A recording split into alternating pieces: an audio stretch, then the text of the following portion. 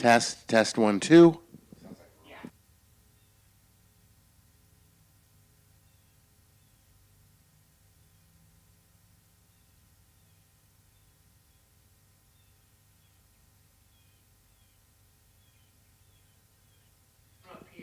Test 1, 2.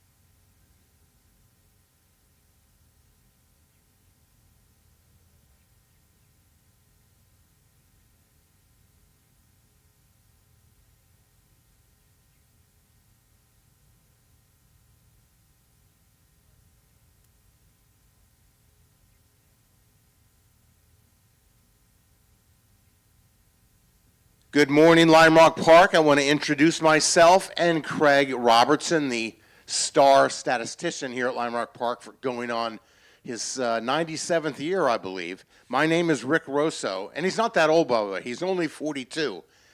But anyway, I'm Rick Rosso, longtime associate, let's call it, with Skip Barber and Lime Rock Park. First started working here in 1989. And I am filling in for the inestimable Greg Ricks, who is under the weather, and I'll be doing some version of his announcing this weekend. Again, welcome to Lime Rock Park. Our first on-track activity is going to be a 9 to 9:25 HPDE.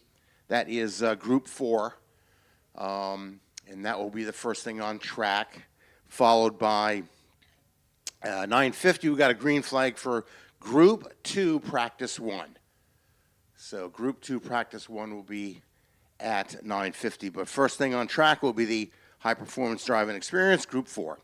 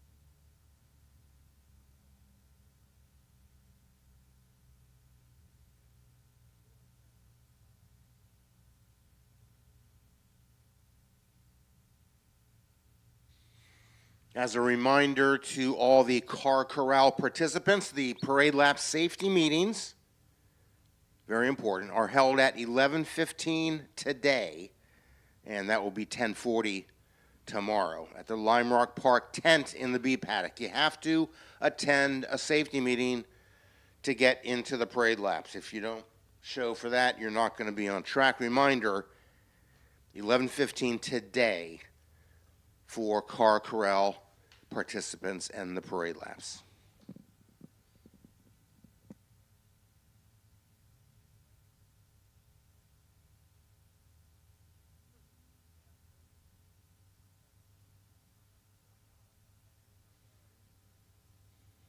Another reminder, Neft Vodka, it's the Neft movie night tomorrow at 7:30.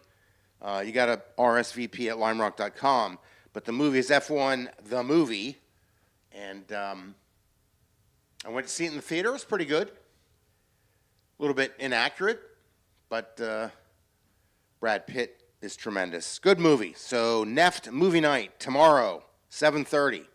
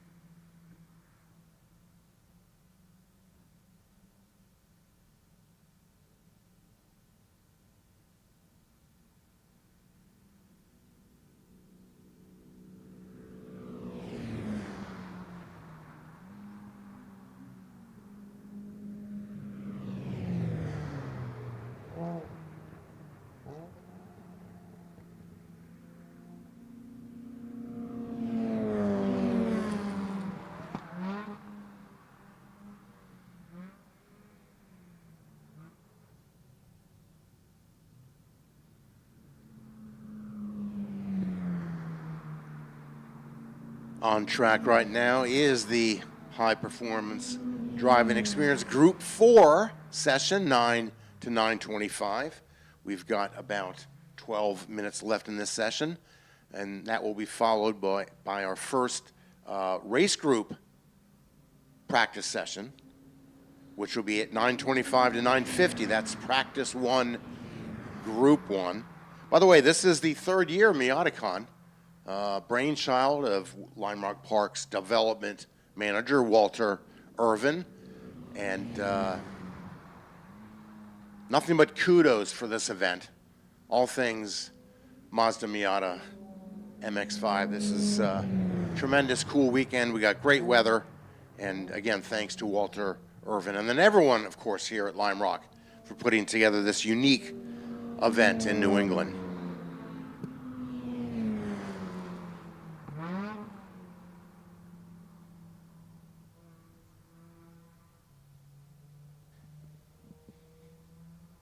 Speaking of Miatas, which we're going to be seeing an awful lot, imagine that, this weekend. Keep your roadster on the road with Moss Miata.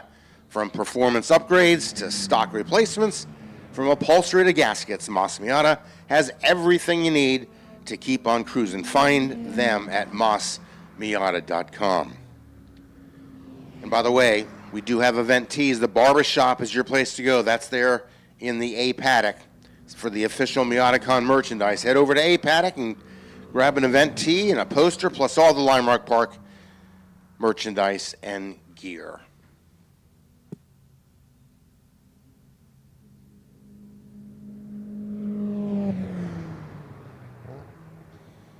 As everyone knows who's associated with cars and racing and on track, this happens because of sponsors and partners.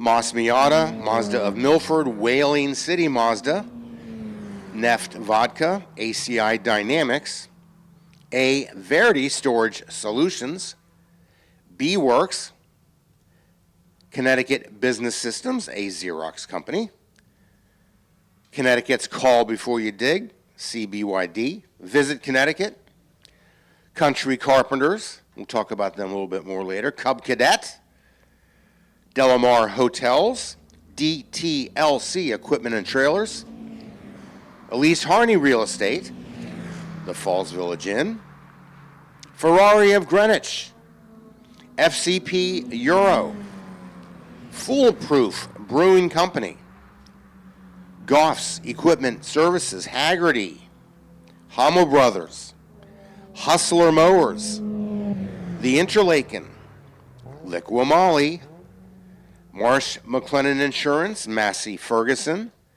Miller Motor Cars, NBT Bank, Piloti, Pepsi, of course the Sports Car Driving Association, Stihl, S-T-I-H-L, the equipment maker, Tents Unlimited, Thule, Toyo Tires, VP Racing Fuels, the White Hart Inn, and Women and Motorsport North America. I want to thank our sponsors and partners to help make this weekend happen. Thank you.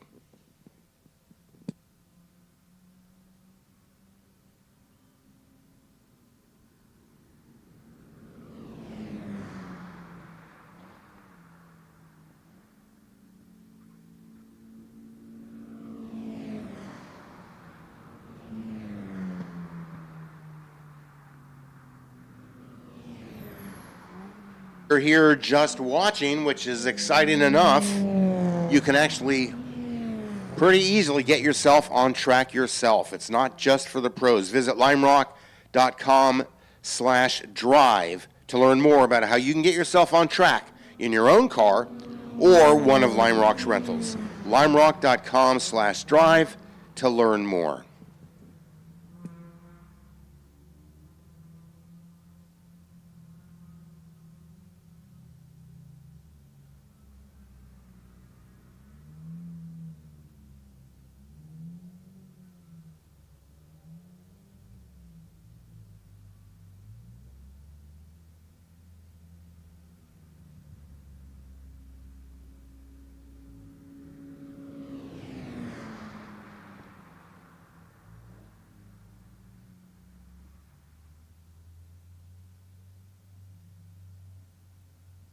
We've got about 7 minutes left in this HPDE session. And following this group, we'll see at 9:25 the practice one, group one.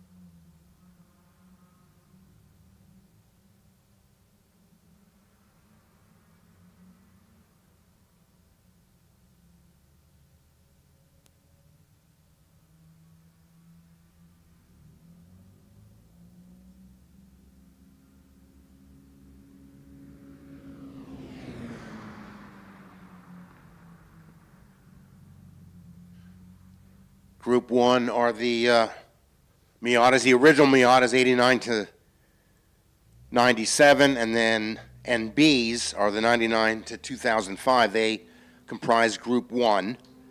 We've got drivers from Torrington, New York City,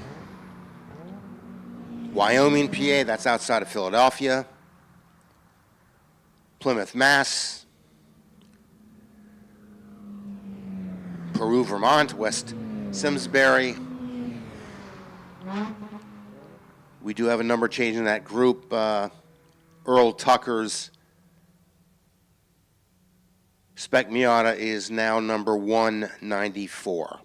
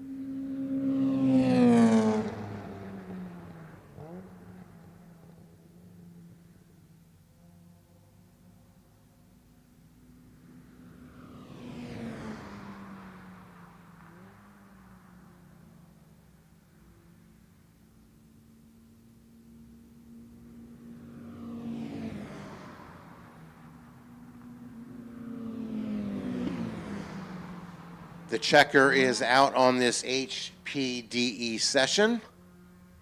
Next up will be practice one, group one, the NA and NB Spec Miatas.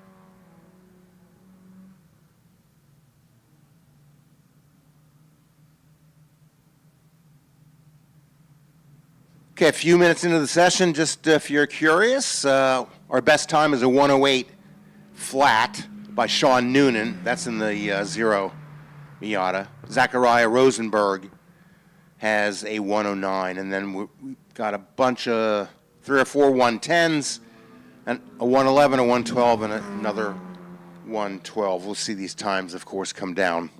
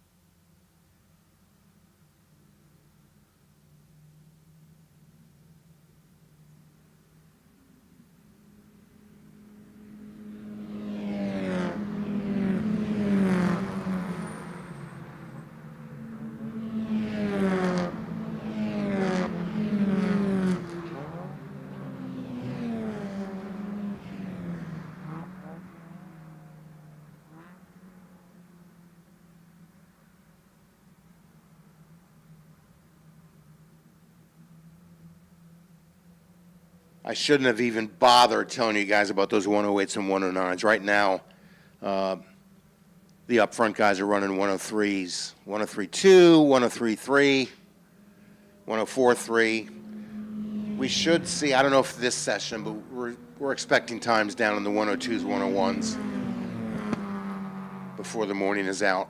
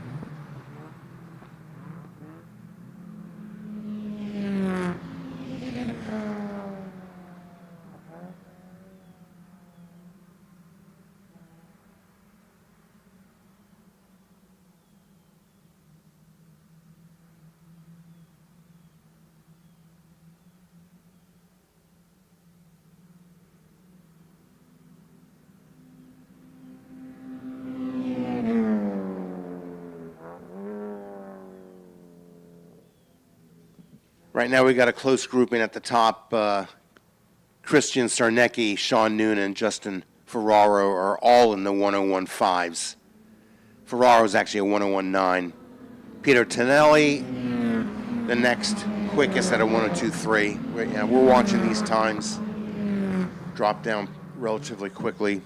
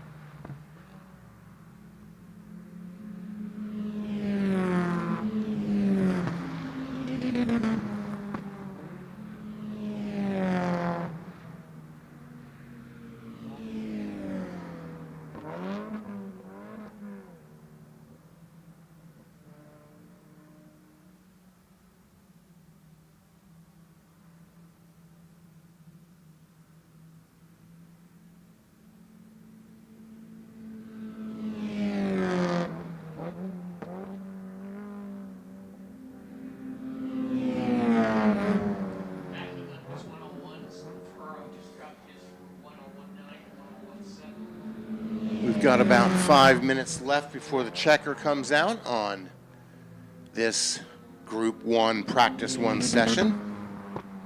And the top 5 drivers are in the 101s and low 102s.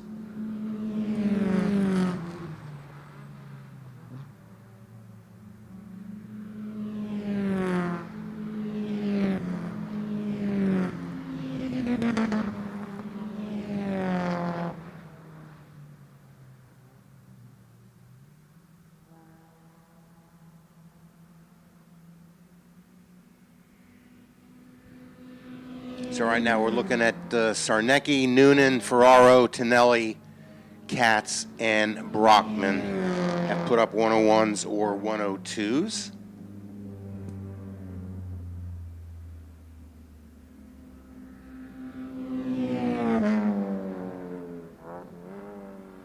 Sarnecki is in the number 44 spec Miata.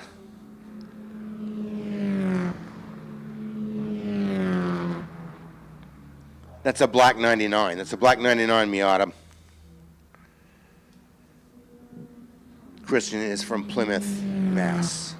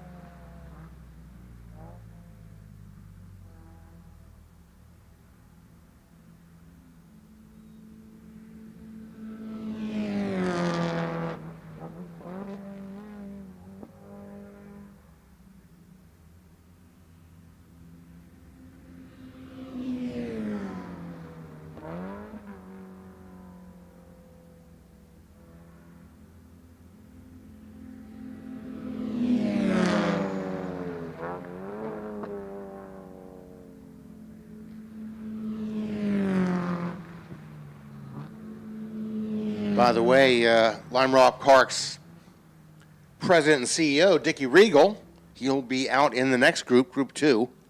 He's in car number 34. Not to put too much pressure on you, Dickie, but we've got our eyes on you. Pat Daly, friend of mine, in the number 53.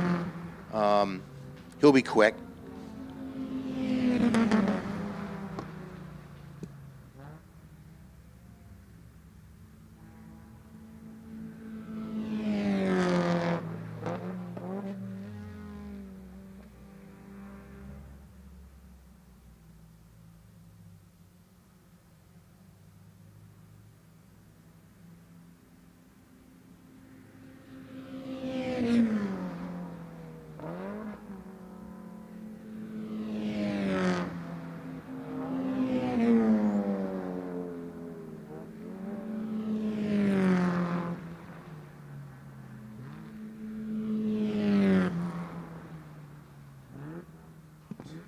We're about 30 seconds away from checker on the session. We've got 3 cars in the 101s, and checker is now out. These laps count, of course, as they cross the line.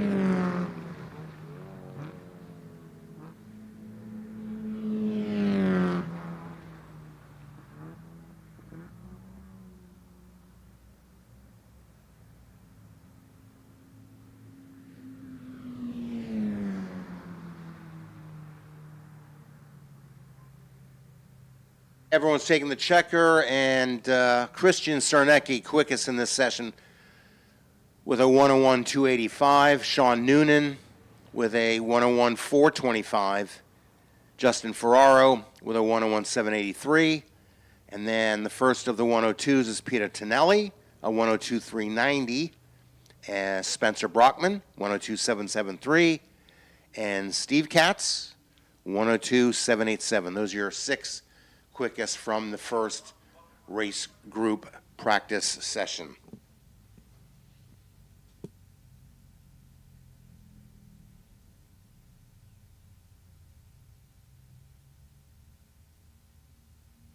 Next out, of course, is Group 2. That's scheduled to green at 9:50, and we'll see a checker at 10:13.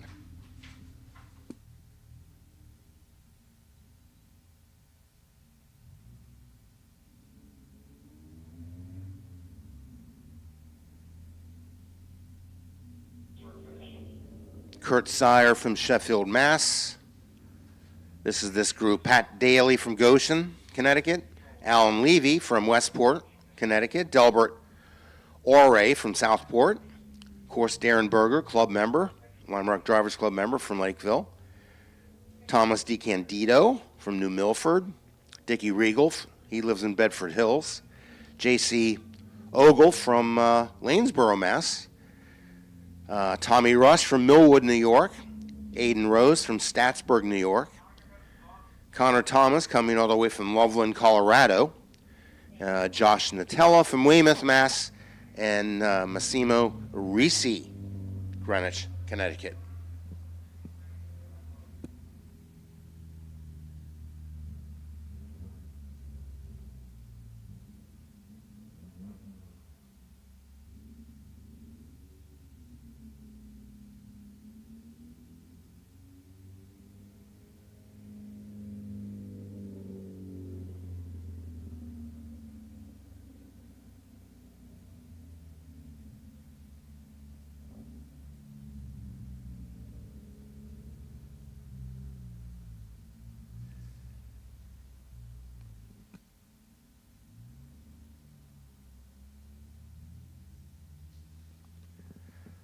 You know, we could safely call this the Lime Rock Drivers Club race group. Sire, Daly, Levy, Ore, Berger, DeCandido, Regal, Ogle, and Rush are all members of the Lime Rock Drivers Club.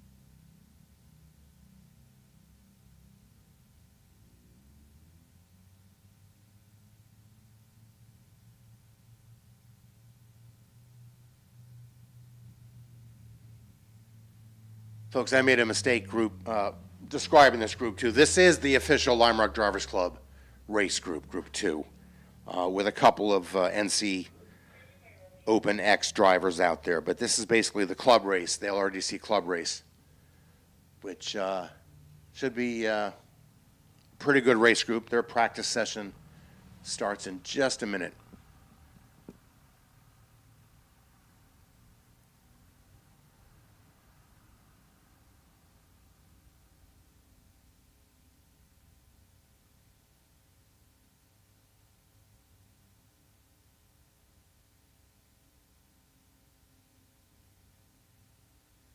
Yeah, we had one semi-casualty in that Group 1 practice session. Peter Tonelli came in on the hook.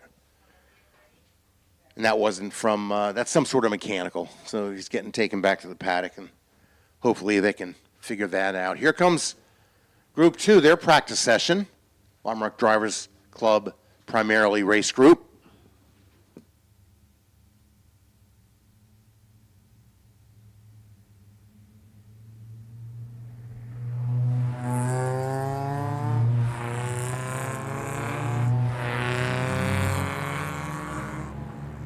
Cars are on course, right through pit lane and right onto the track.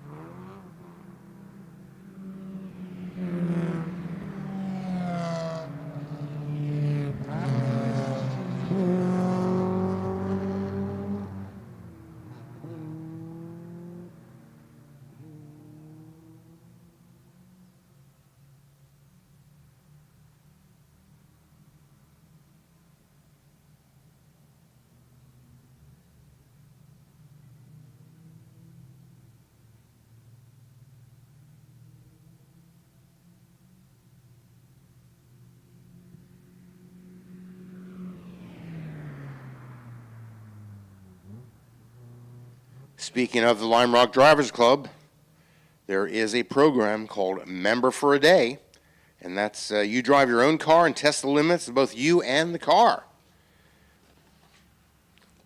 It's an opportunity to check out the club while mixing with members both on and off the track. You get 4 hours of uncluttered track driving.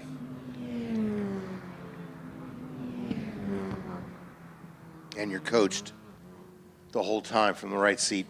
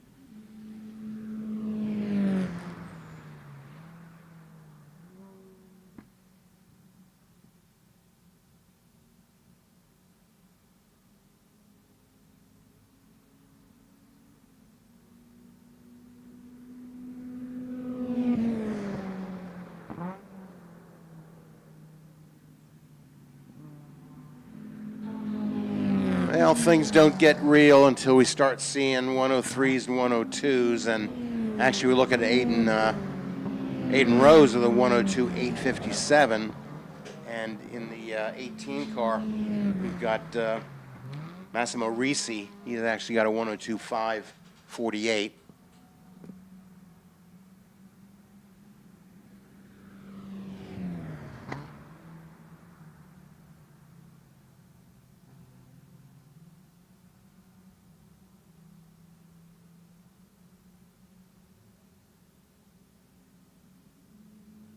Emilio from one of our vendors here at Landmark Park for the third year of the Miatacon. Emilio, tell us what you got going on down there. So we're over in Paddock B. If you're not familiar with Paddock B, that's over at the start of the front straight. That's just on the other side of the hill. There's a bunch of vendors over there selling stuff. There's also food trucks being set up, pizza oven, but 949 Racing Super Miata is here. If you want any tech information, look at any of the products, come visit us and say hi. 949 Racing and Super Miata is over in Paddock B along with all the other vendors and the food trucks. Come on by.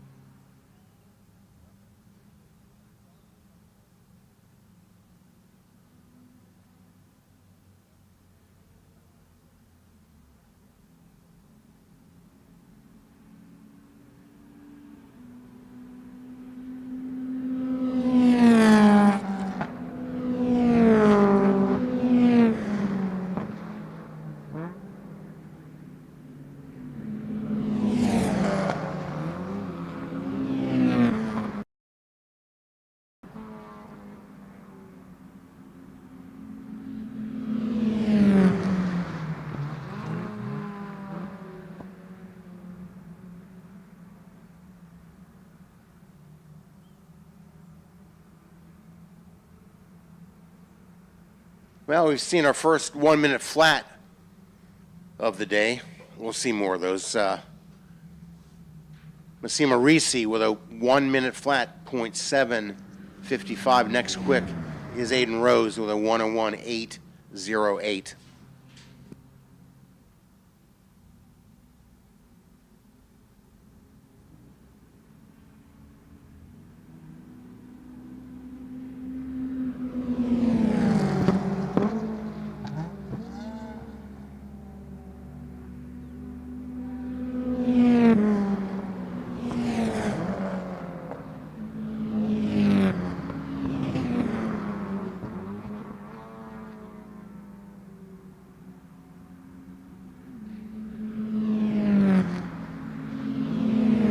First sub 1 minute lap of the morning. That's Reese with he's in the number 18 Miata. He just put up a 59.920.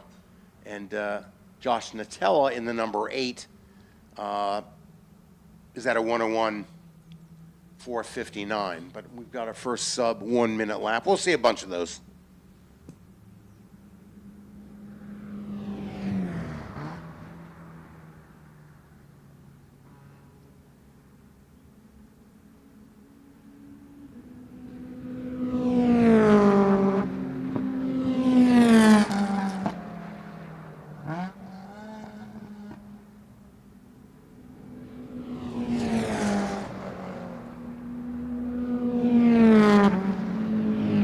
There's about 5 minutes left before the checker comes out on this session.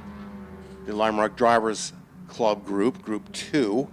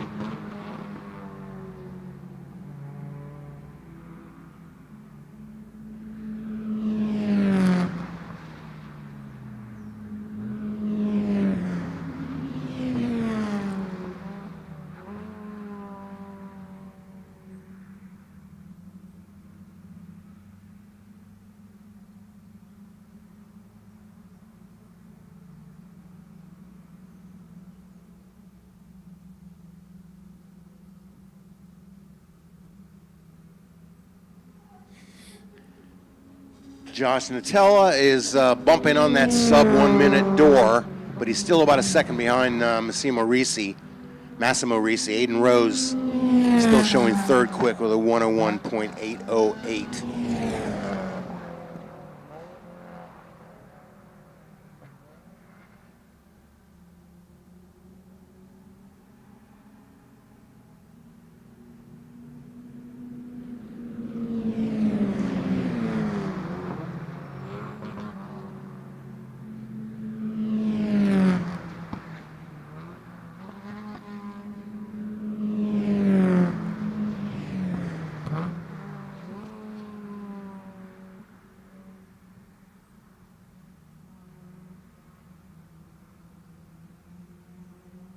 Country Carpenters is the official post and beam builder of Lime Rock Park.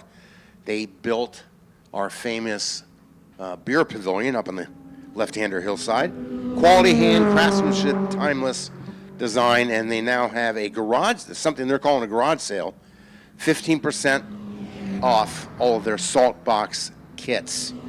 So whether you need a garage or storage space, beautiful salt box from Country Carpenters is the perfect addition to your home. The special runs through October 31.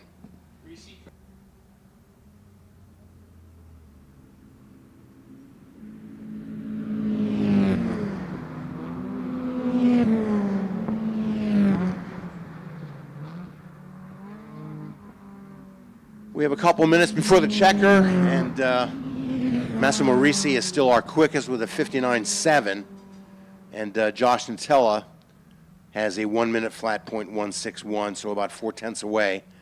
Aiden Rose with a 101.808, and Kurt Sire 103.047. About 2 minutes before the checker.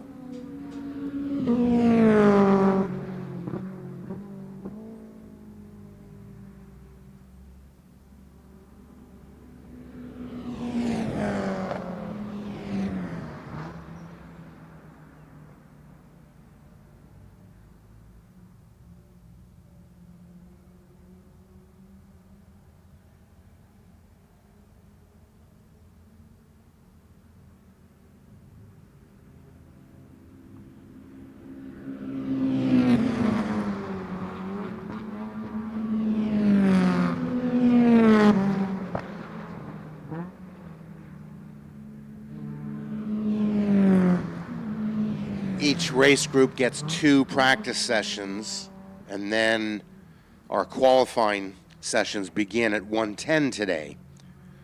Group 1 at 1:10, Group 2 at 1:30, Group 3 at 1:50. Those are the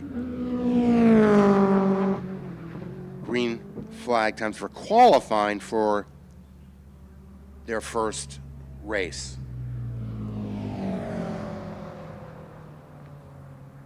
That on the session.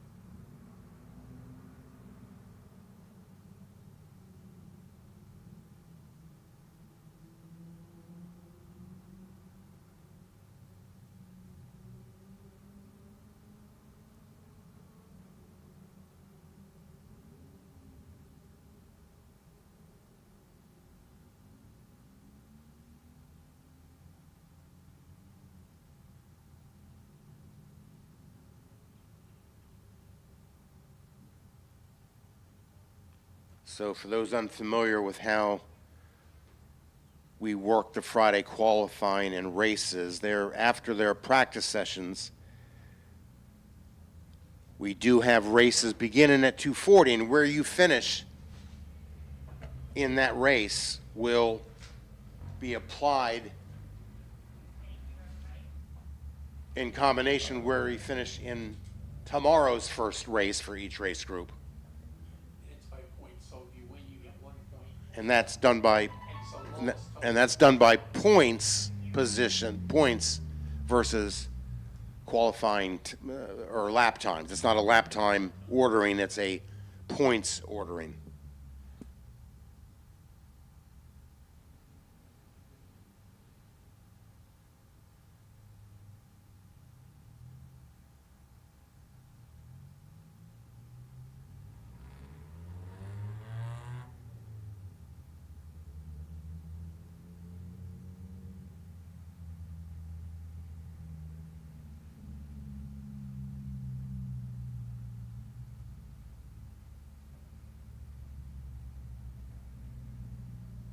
B Paddock is where a lot of, if not most of our vendors are located. Moss Miata is there. People Cars is there. Nutmeg Miata Street Drives start and end there.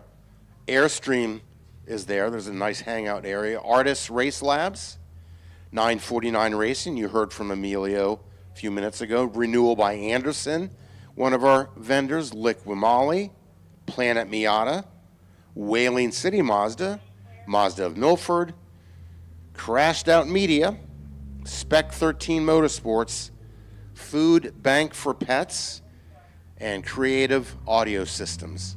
They're down in B. And of course, we have food vendors in addition to Lime Rock Provisions, which is our food people. We have Gunther's Sausage, I Know a Guy, Burning Peel Pizza, Ben & Jerry's Ice Cream, and Batchy Brew are the food vendors here for the third year of Lime Rock Park Miatacon.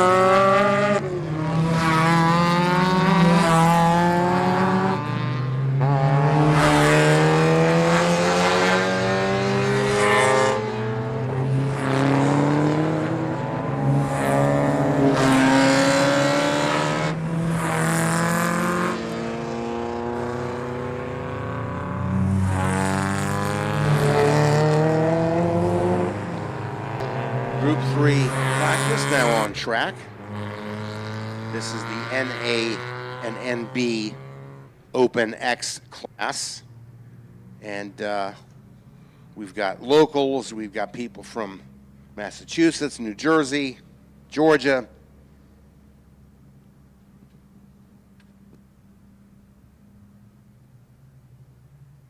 Of course, everyone's going to say at one point to friends, neighbors, and countrymen, what is that zebra car? That's Van Svensson from Hyde Park, New York. That's a 92 NA. And clearly it is the zebra car. Can't miss it.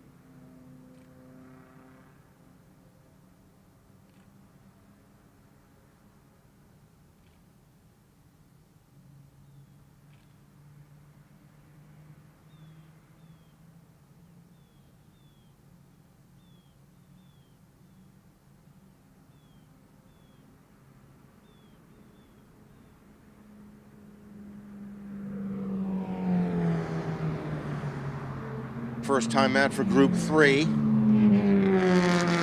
is scheduled from 10:15 with a checker at 10:37.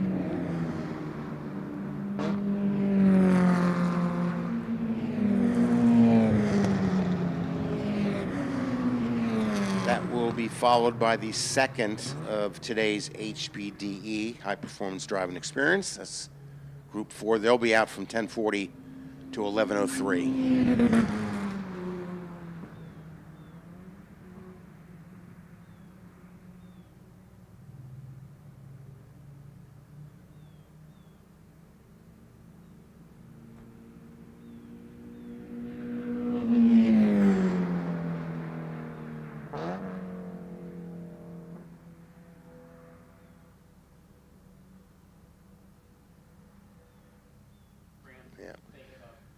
Kim Estep, she was a longtime member of the Lime Rock Drivers Club. She and her husband moved to Georgia. She's actually at the top of she was at the top of the time charts. But again, it's early days here in this session. I mean, the cars are still running, not even in the 110s yet. Takes a few laps to get that. 105s.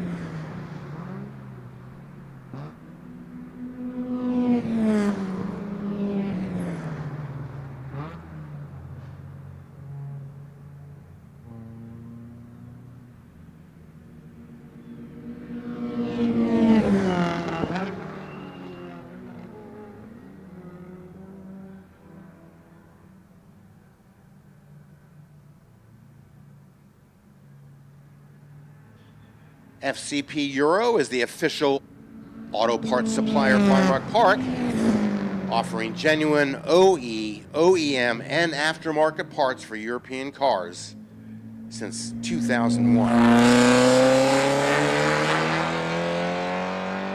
Head over to fcpeuro.com to find buyer's guides, DIYs, chassis breakdowns, and more to help you keep your European ride running right.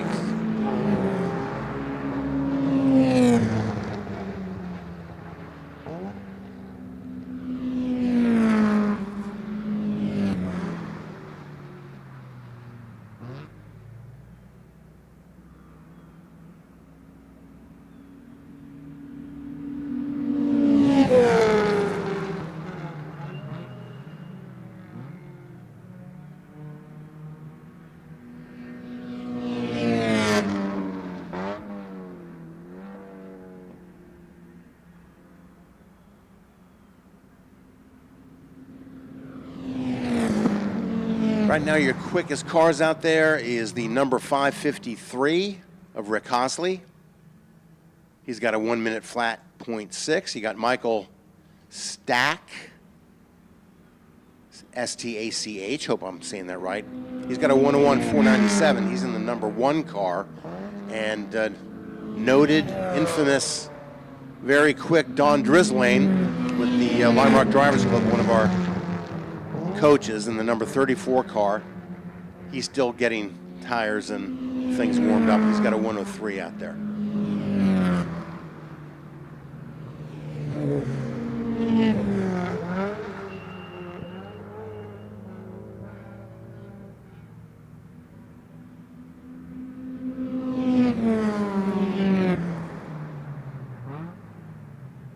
By the way, special shout out to Mark Murphy from Newington. His sponsor is, let me get this right here. Yeah, it's the wife. She said it was okay. Yep, wife said it was okay.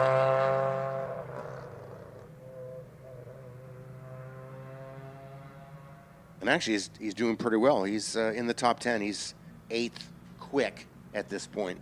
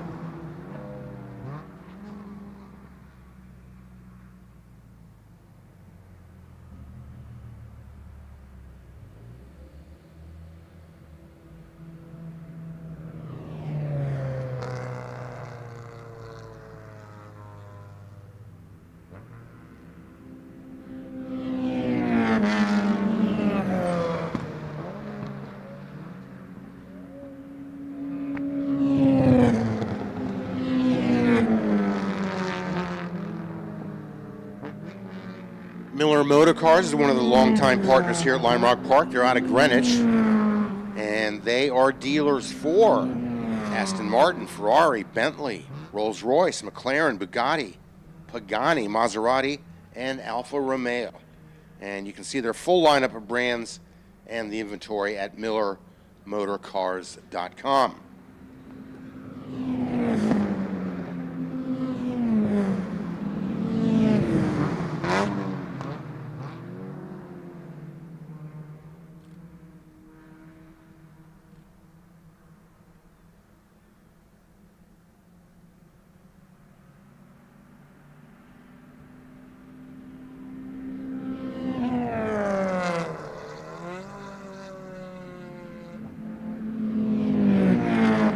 Group has yet to see a sub 1 minute lap, but we do have Rick Hossley in the number 553. He's turned a 1 minute flat 3:86. In fact, he just went by and just put that time up.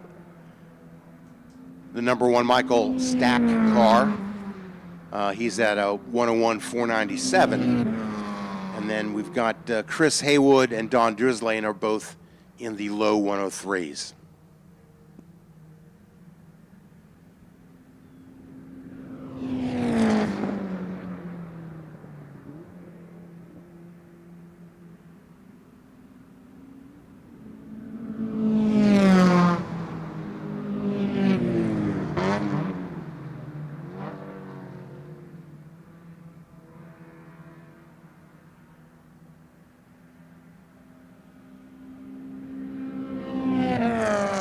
Appropriate that NBT Bank has been voted one of the Forbes magazine's world best banks, and they're a partner here at one of the world's best tracks, Lime Rock Park.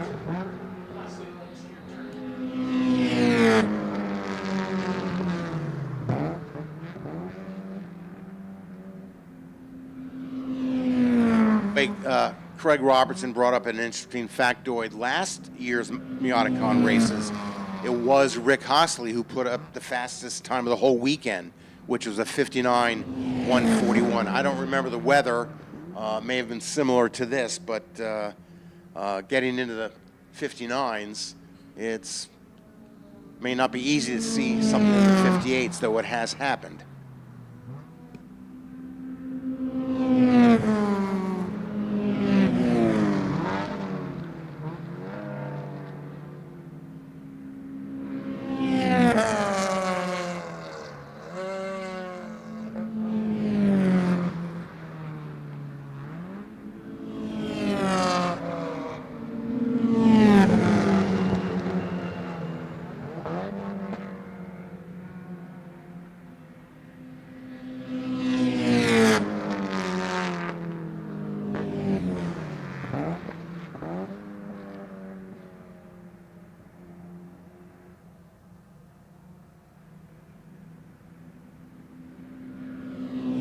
Goff's Equipment is the area's leader in new and used farm, construction, and outdoor power equipment. Goff's expansive inventory and expertise in the industry ensures they have the right piece of equipment for you. Visit them online at goffsequipment.com. Get it at Goff's.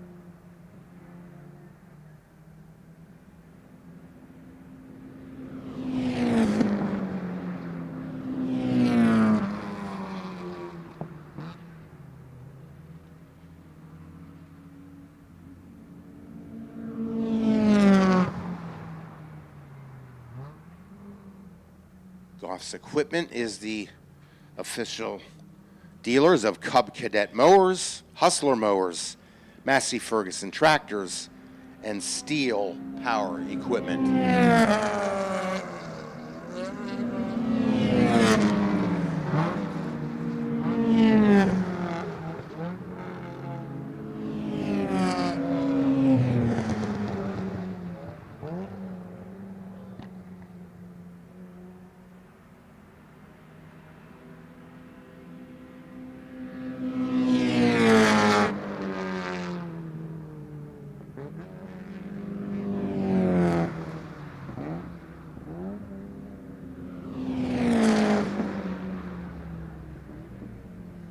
We're inside of 5 minutes remaining in this practice session.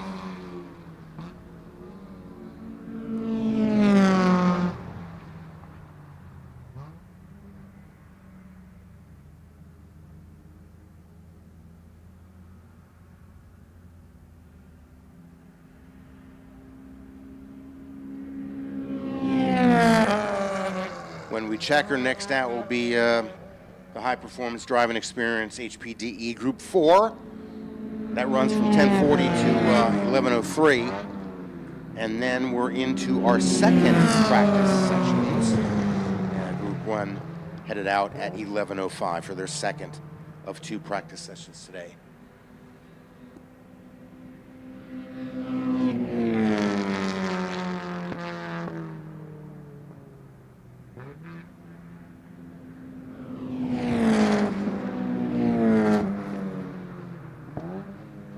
VP Racing Fuels is the world leader in racing fuel technology. VP is the official racing fuel of Lime Rock Park, and the fueling station is in B Paddock, also where our vendors are today, and they sell 110 unleaded, 110 leaded, and 112 leaded.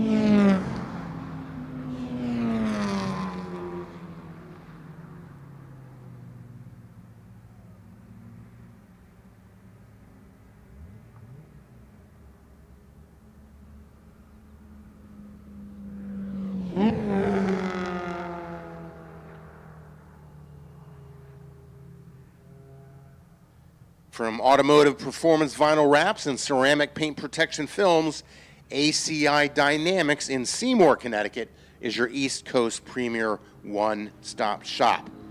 They can transform your ride to make it just the way you want. Need your car protected? Call ACI Dynamics. Windshield and paint protections to ceramic coating, or even change the color of your car and let their vinyl wrap specialists make it extraordinary. You can go to acidynamics.com to learn more. And we see a checker on this session, and Yeah, we had one driver in the 59s, Rick Hossley in the 553. He had a 59 806. Michael Stack.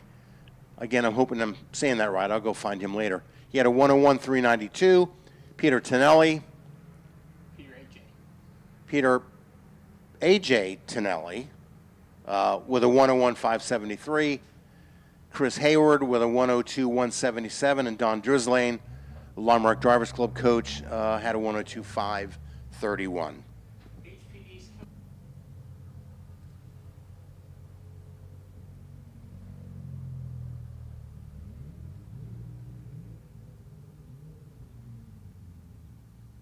On track will be the HPDE Group 4 driving experience. HPDE is basically a track day with point bypasses, and that'll be on track for the next 15 minutes.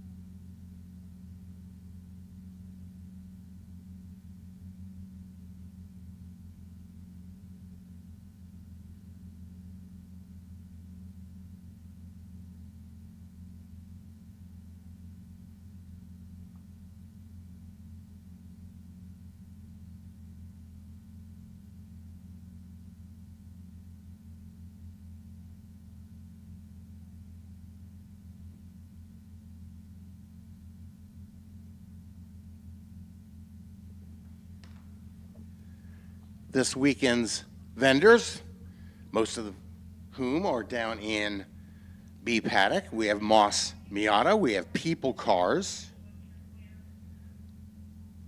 Airstream trailers, luxury trailers, hangout area. The Artists Race Labs people are here, 949 Racing. Renewal by Anderson, Liqui-Moly, Planet Miata. Whaling City Mazda is here, Mazda of Milford is here, and Crashed Out Media. Spec 13 Motorsports, Food Bank for Pets, and Creative Audio Systems. They're all our esteemed vendors down in the B Paddock. Food vendors, Gunther Sausage, they're always welcome here. I know a guy, Burning Peel Pizza, Ben & Jerry's Ice Cream, and Batchy Brew.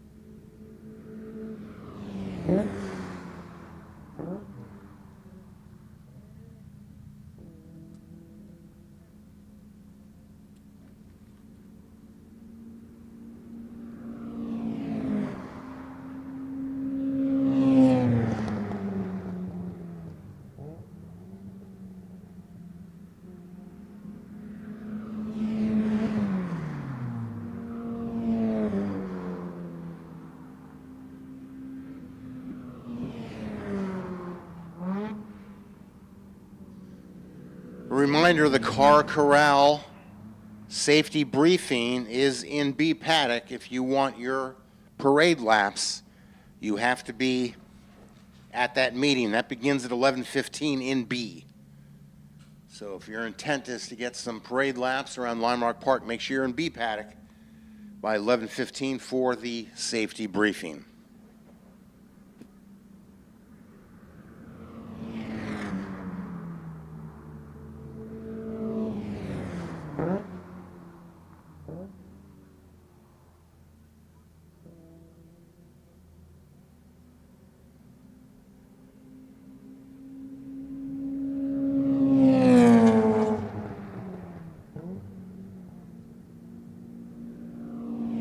We're a little bit past halfway in the HPDE Group 4 session out on track right now. That's supposed to checker at 11:03, followed by the Group 1 Practice 2. Group 1 Practice 2 begins after this HPDE session.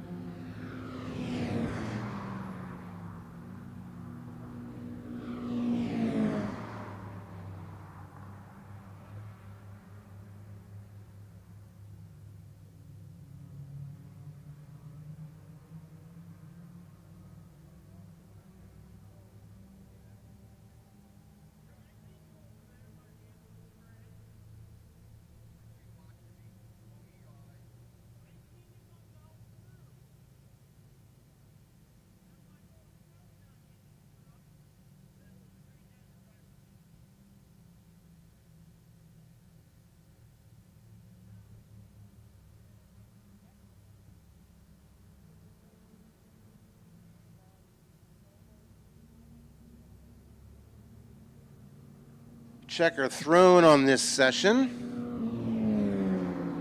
Next out will be the second practice session for Group 1. Let me see if we can pull up those times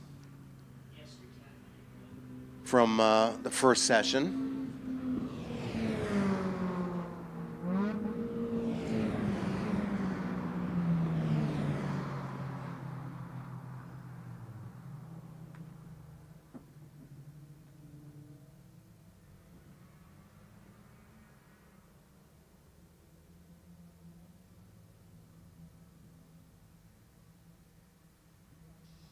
Okay, from the first practice session, it was Christian Sarnecki in the number 44.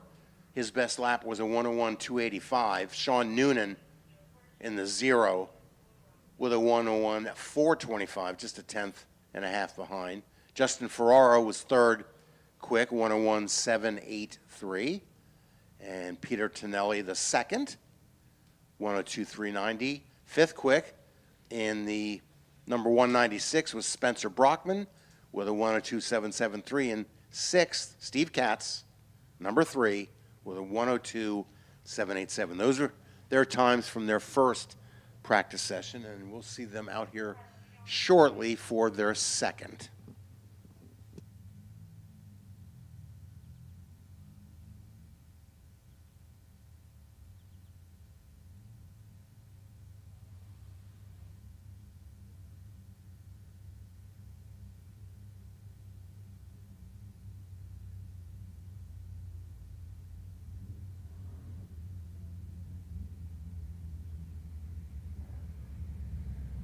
While we have just a minute, I'd like to point out one of our more interesting partners here at Lime Rock Park, and that's Bee-Works, which is a local family-owned business that they understand the issue we have with pollinating insects, climate change, and insecticides and other things have reduced their population and hurting their habitat. We need pollinators. That's how we get food, folks.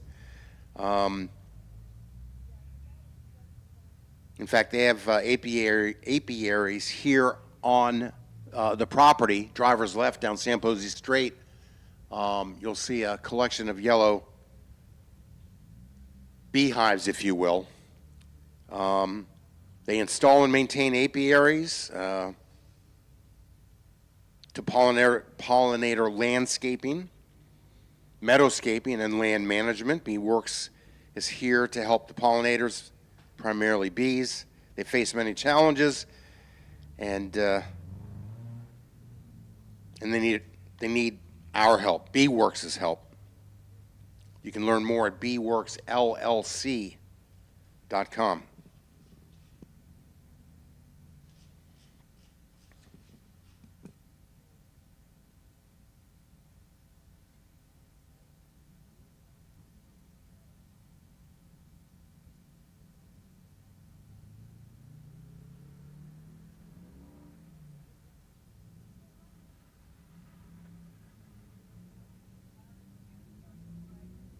Craig Robinson just informed me we do sell honey from these beehives that we have at the track. You can buy honey over at the Miatacon Cafe, right here from Lime Rock Park.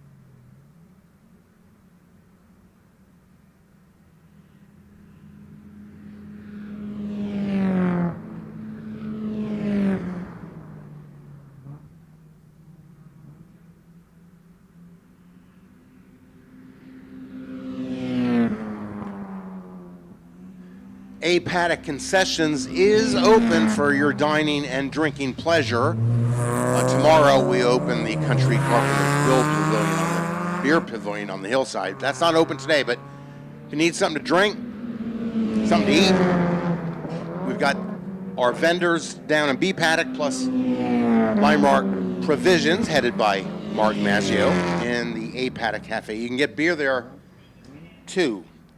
Foolproof Brewing Company is the official craft beer of Lime Rock Park.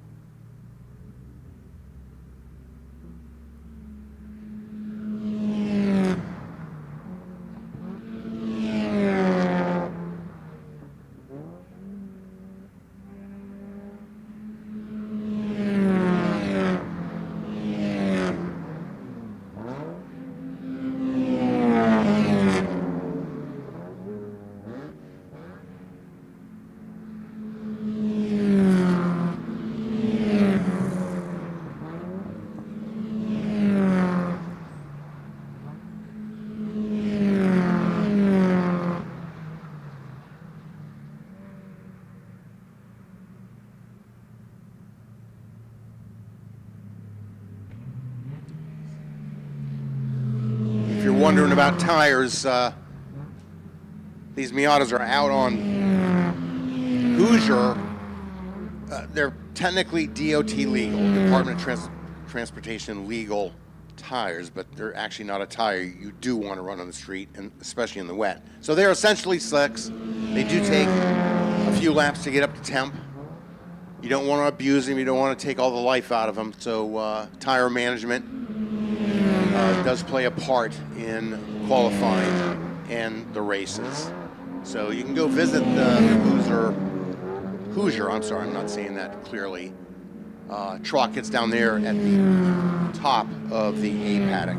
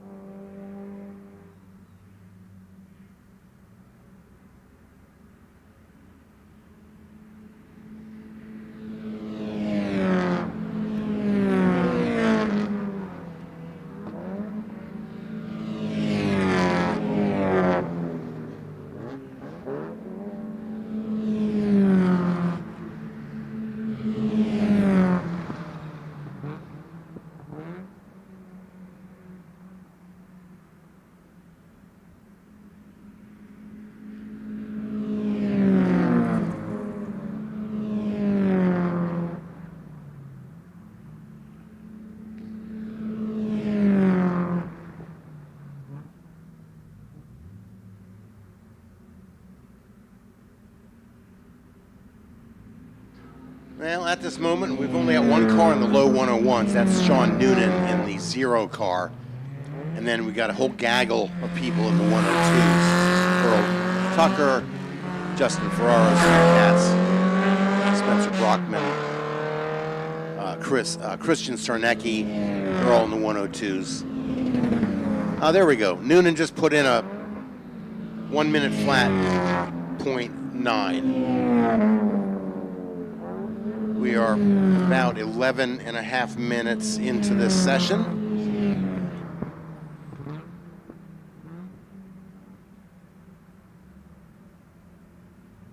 Well, with the exception of Noonan, the 2nd through 9th quickest cars are all in the 102s, pretty tightly packed.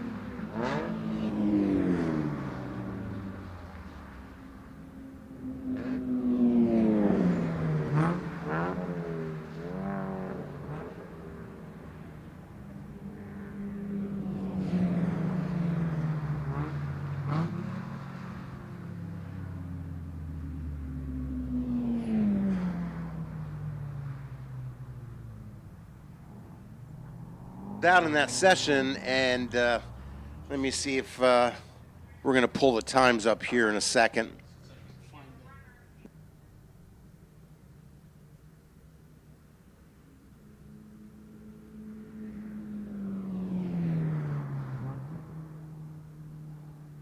Actually, our final best times did not change much from 6 or 7 minutes ago. Sean Noonan in the number 0 with a 1 minute 9:09. Earl Tucker in the 194, 102, 275. Spencer Brockman in the 196 car has a 102, 409. So a bunch of people in the 102s. Nobody bumped into the 101s or 1 minute flats in this session. Position 2 to position 11 are all in the 102s. Yeah, from positions 2 through 11, they're all in the 102, so it's sort of jam-packed. And we'll see what happens for the next practice session for Group 2.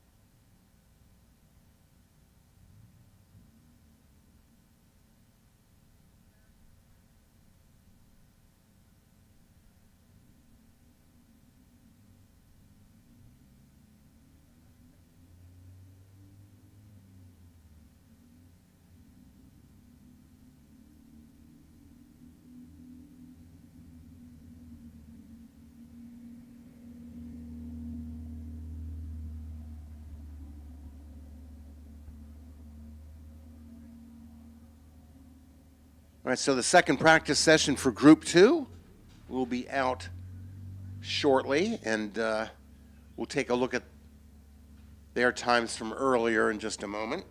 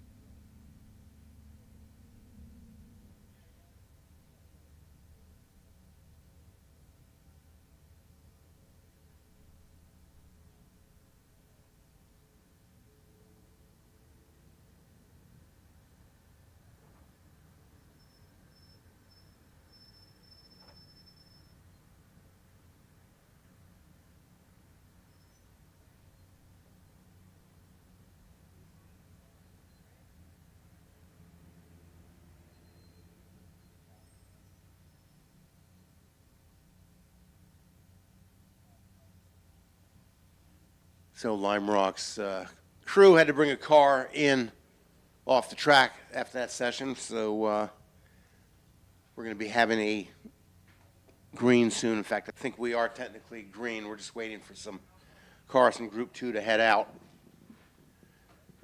First session for this group, Massimo Risi had a 59.717. That's definitely the quickest of the day by a certain margin. Josh Nutella in the number 8 with a 1 minute flat 161.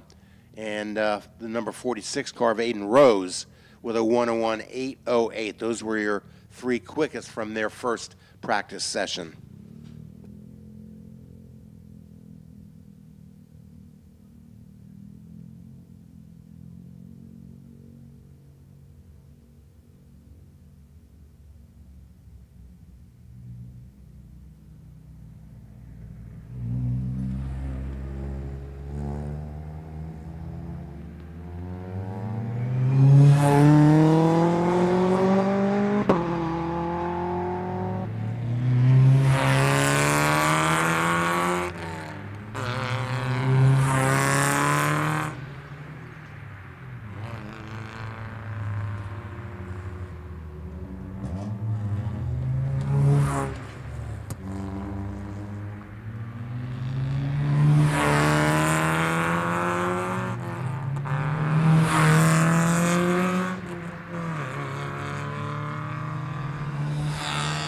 This is the group that has Lime Rock Park CEO, President and CEO, Dickie Regal. He's in the number 34 car. And so we are green. We got cars on course.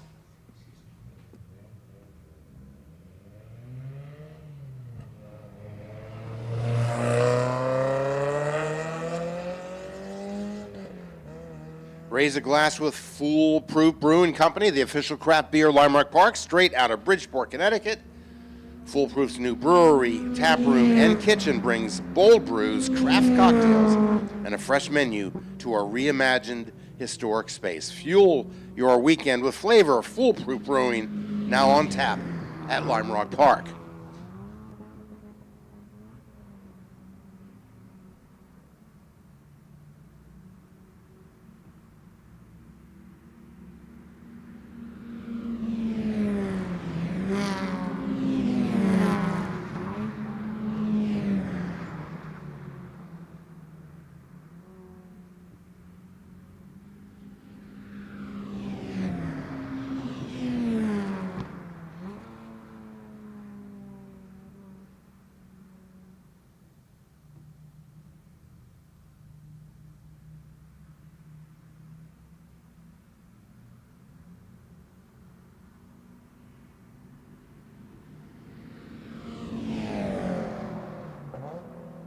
This is our Lime Rock Drivers Club group. Most of the entrants in this race group are members or associated with the Lime Rock Drivers Club.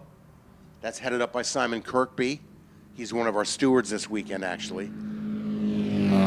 British expat, longtime racer. I think he started out doing the rallycross thing back when he was like 13 years old, racing cars on dirt and grass and getting all sideways and learning car control skills. And he's still a quick driver, and he'll occasionally enter a car into the Historics, which is every Labor Day weekend, the big event here, our Historic Festival.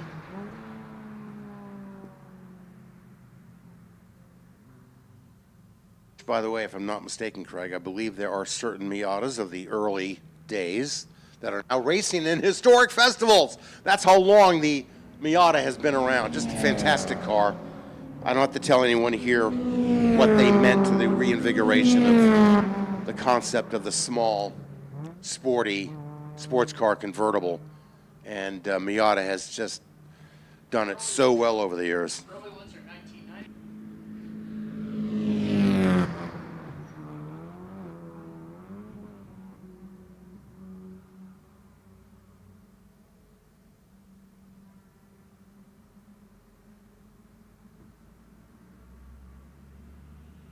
Etiquette before you dig, make the call. Call 811 or visit cbyd.com. It's fast, it's free, It protects our underground lines.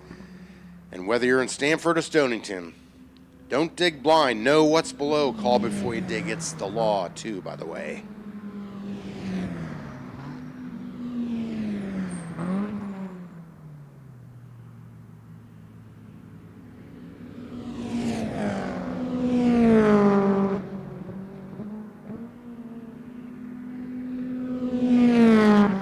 Country Carpenters is proud to be the official post and beam builder of Limerock Park for more than 50 years.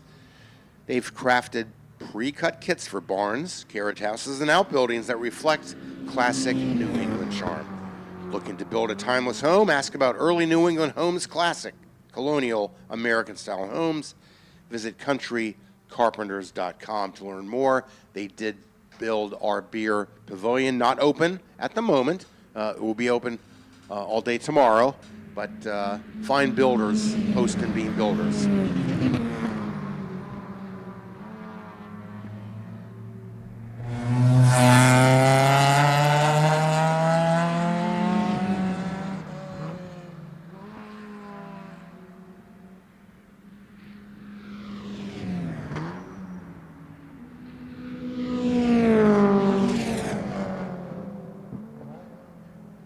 Risi showing us he knows how to get around here. Massimo Risi, 1 minute flat, .520. He's the quickest. Second quick is Josh Natella in the number 8 with a 102.593. Massimo's in the number 18 car, by the way. Dickie Regal, third quick, 103.704. Fourth quick is the J.C. Ogle car, number 78, with a 103.9. And rounding out the top 5 is Thomas Connor in the number 129 with a 103.965.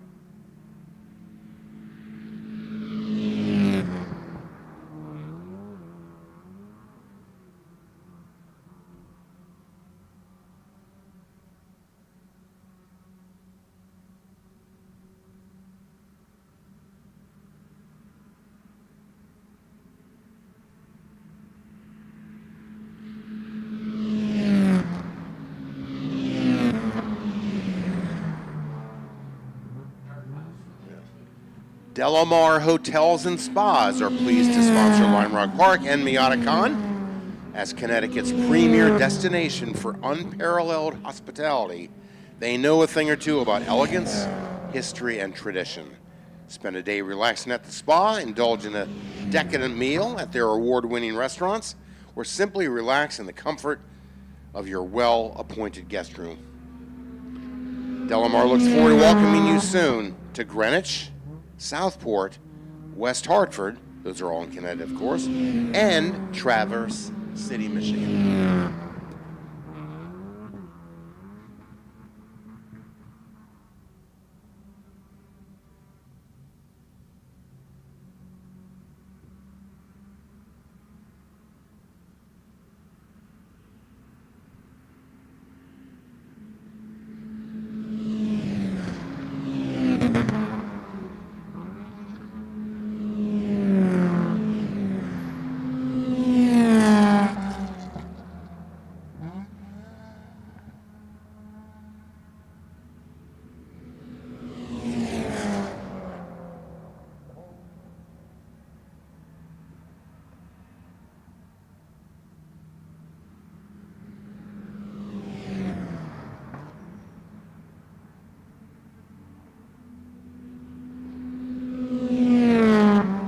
Verdi Storage and Office Solutions is a local family-owned legend with more than 40 years of storage experience. A Verdi Storage and Office Solutions is your go-to partner for top-notch storage solutions.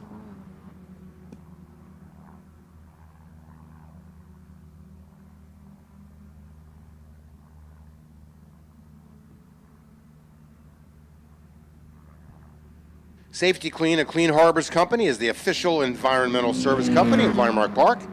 Safety Clean provides automotive fluid recycling services for the racers here at Lime Rock. Safety Clean is the largest refiner of used oil, antifreeze, and cleaning solutions in the world. Safety Clean encourages all race fans to do their part at home to properly dispose of their used automotive fluids. Less than 5 minutes. We're under 5 minutes in this session. We have two drivers who have cracked under 101. The number 18 Massimo Risi car, 1 minute flat .087, and the number 8 Josh Nutella has a 1 minute 5:43. The next quickest is almost 2 seconds behind Aiden Rosen, the number 46, with a 102 flat.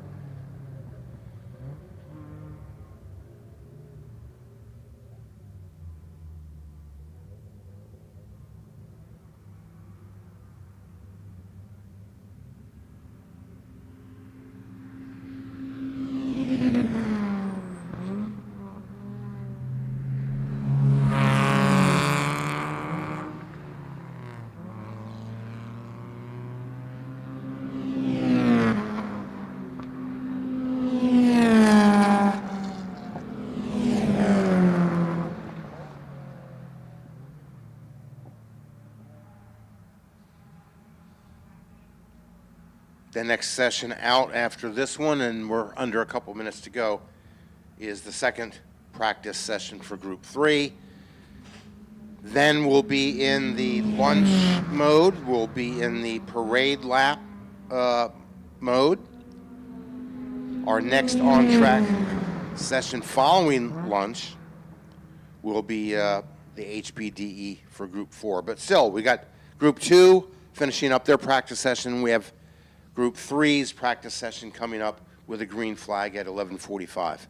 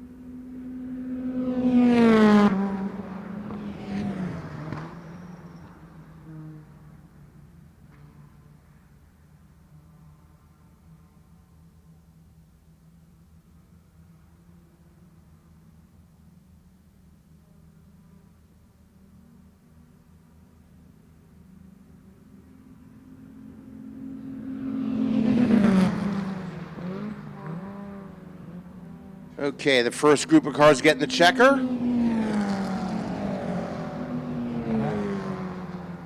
Again, it's Risi on top with his 1 minute flat .087, followed by Nutella and Rose. Those are your quickest three in this session.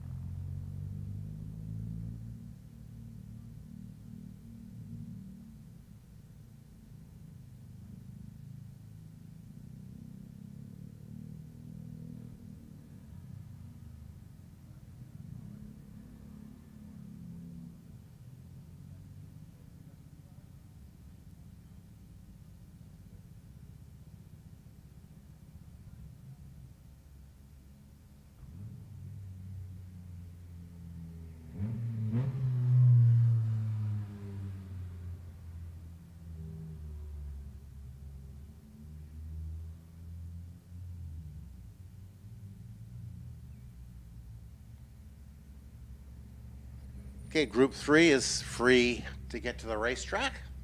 We have the green flag signal in pit lane, showing the drivers that they could go right onto the track without having to stop at pit out.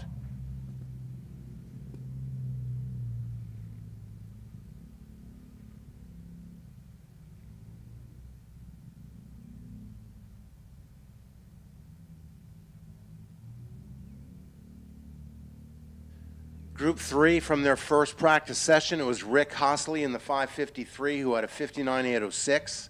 Second quickest was Michael Statch in the number 1 car with a 101.392. And then Peter A.J. Tonelli in the 95 was third quick at 101.973.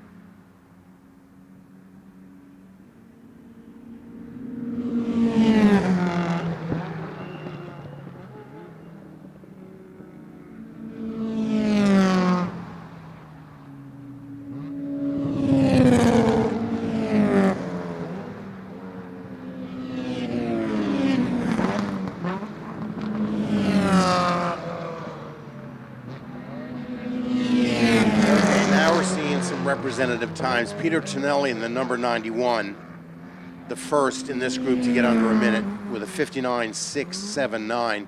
Rick Hostley in the 5:53, he's got a minute flat, 8:39. And then Michael Stach in the number 1 car with a 101.386. Finelli's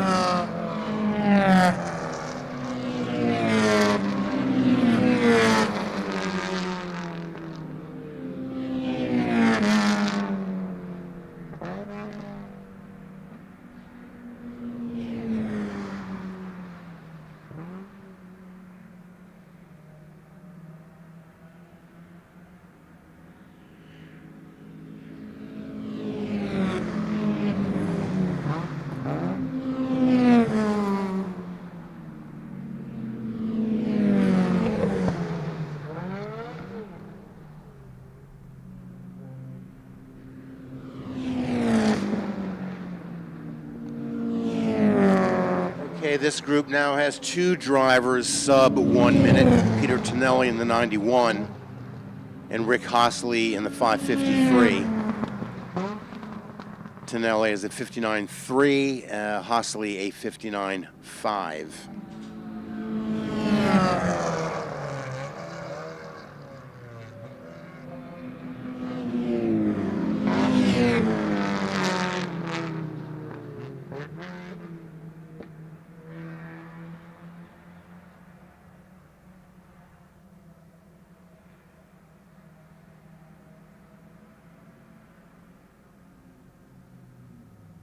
President and CEO Dickie Regal in the 34. He's also in this group. He's getting some practice time in this group. And his best time of the day so far, a 102.627. That's pretty good.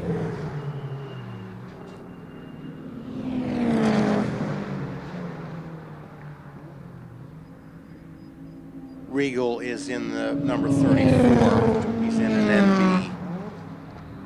And it's a dark blue with silver stripe car. In fact, he's coming through pit lane. He may just try to making himself a gap.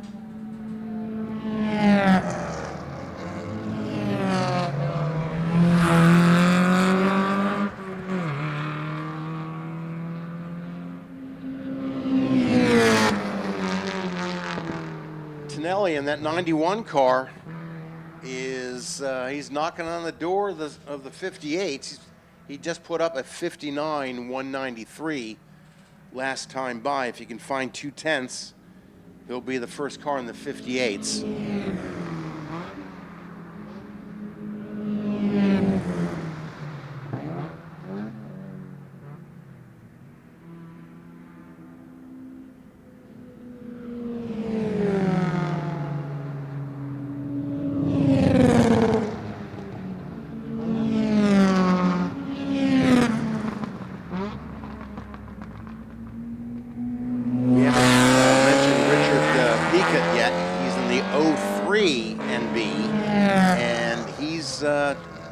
got below 101. He's a 1 minute flat, 922. And that puts him third quick in this session.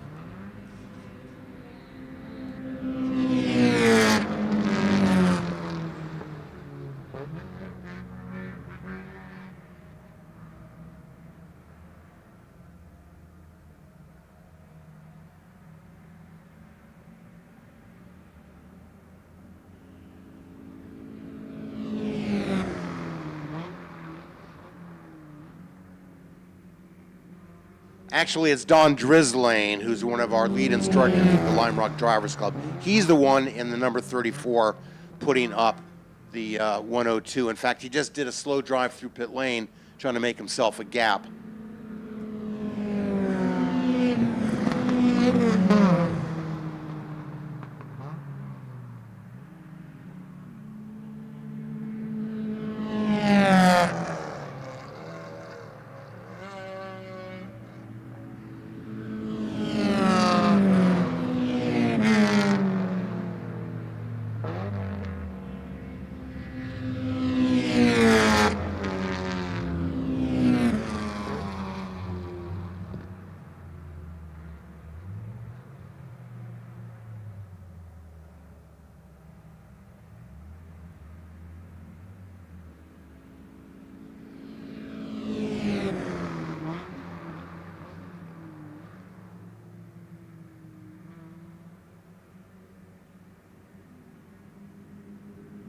We just got a visit from Simon Kirkby, the expat Englishman, super fast race car driver. He heads up the Lime Rock Drivers Club. And he just wanted to remind me again, for those who want to try out the Drivers Club, basically a member for a day, you do have a right seat coach for the full 4 hour that you're on track. That is a unique selling proposition of our Drivers Club. Is you've already got someone right seat making you faster and better every lap. It really is a really great way to bring yourself up to the fastest you can be.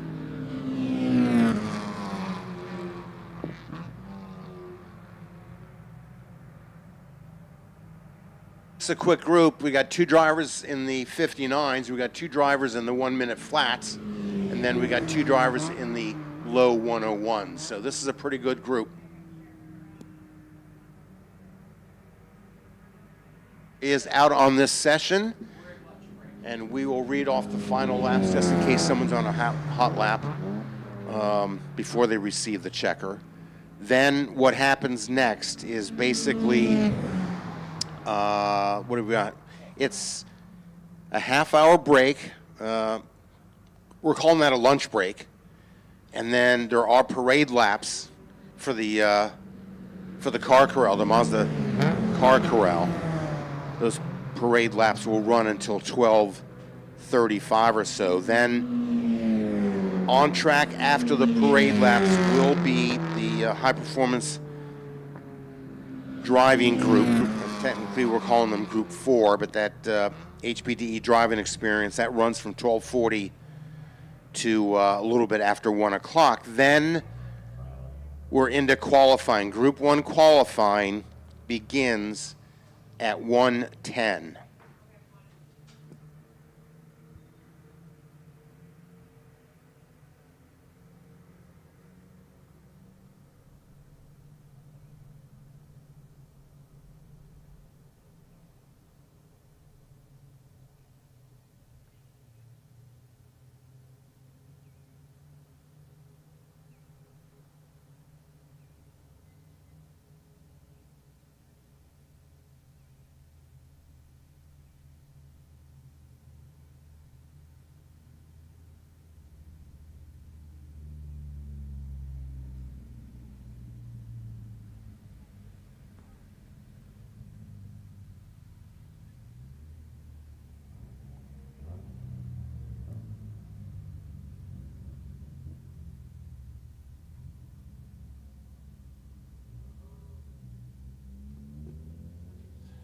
With the track cold, so to speak, from practice sessions, there will be parade laps. Now would be a good time to head to B paddock to visit with the vendors who are here specifically for Miatacon. Moss Miata is there.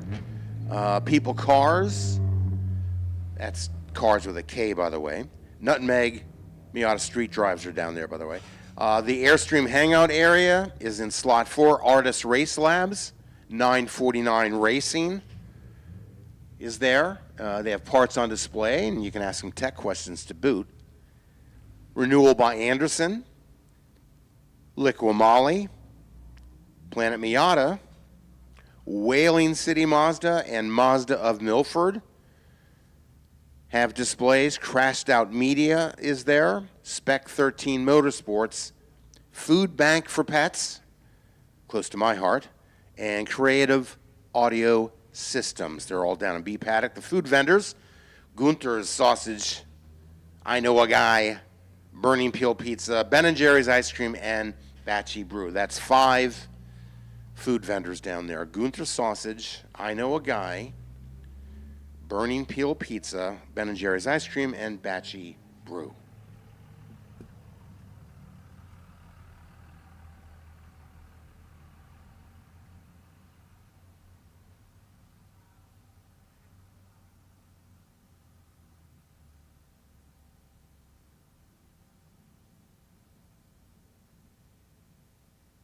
If you're hungry, now would be a good time to head to Lime Rock Park's Provisions, a Paddock Cafe. In fact, that's where Craig and I are going to head in a few minutes. And again, the next hot action on track is the 110 green flag for Group 1 qualifying. Prior to that, there will be a driving experience collection out on track, the HPDE, for what's called Group 4, which is a high-performance driving experience. That is not racing. That is hot laps in controlled conditions, and that's something that anyone new to being on track is going to be doing. And a version of that, though, with right seat coaching is what you get with the Lime Rock Drivers Club when you do the Member for the Day program.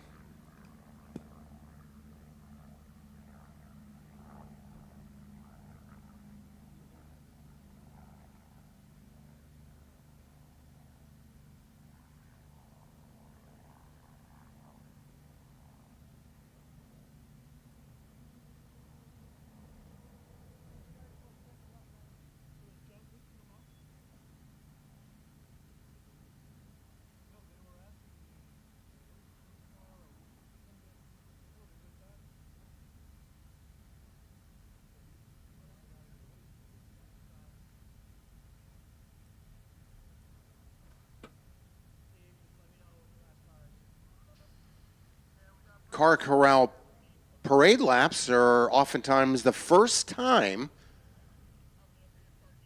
people have been out on the racetrack. This obviously we're not racing or going fast. It's controlled by pace car, but it is a neat way if you've been a fan of the races at Lime Rock Park and you at least want to see what it's like to be on the track doing a lap. That's what these parade laps are about. And if it scratches an itch or creates another itch or you want to do more, you can do that with the Lime Rock Drivers Club Member for the Day or the SCDA, the quasi-organizers of this weekend. They have a terrific way to do driving days, track days at Lime Rock Park. Other clubs like Porsche clubs and BMW, they do similar things, but we think the best run track days outside of the bespoke coaching you would get with the Lime Rock Drivers Club is SCDA, Sports Car Driving Association, whom we thank again for their organizing the racing of the Miatas this weekend here at Lime Rock Park.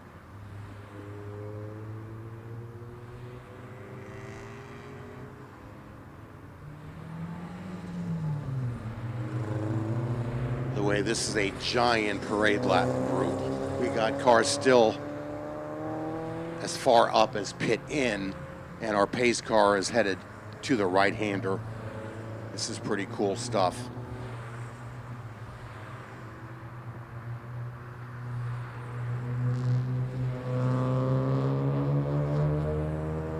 Heck, the pace car may hit lap traffic, Craig. It's a pretty big group.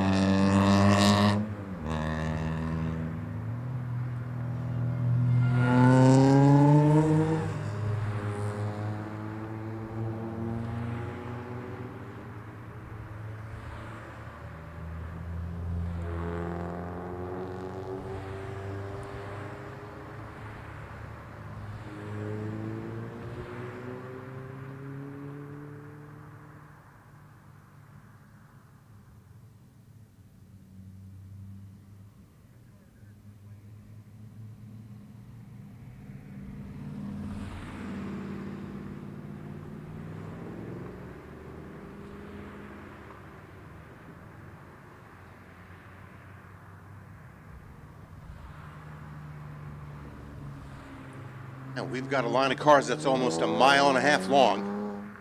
Pace car is near start finish, and the last car is entering Big Bend.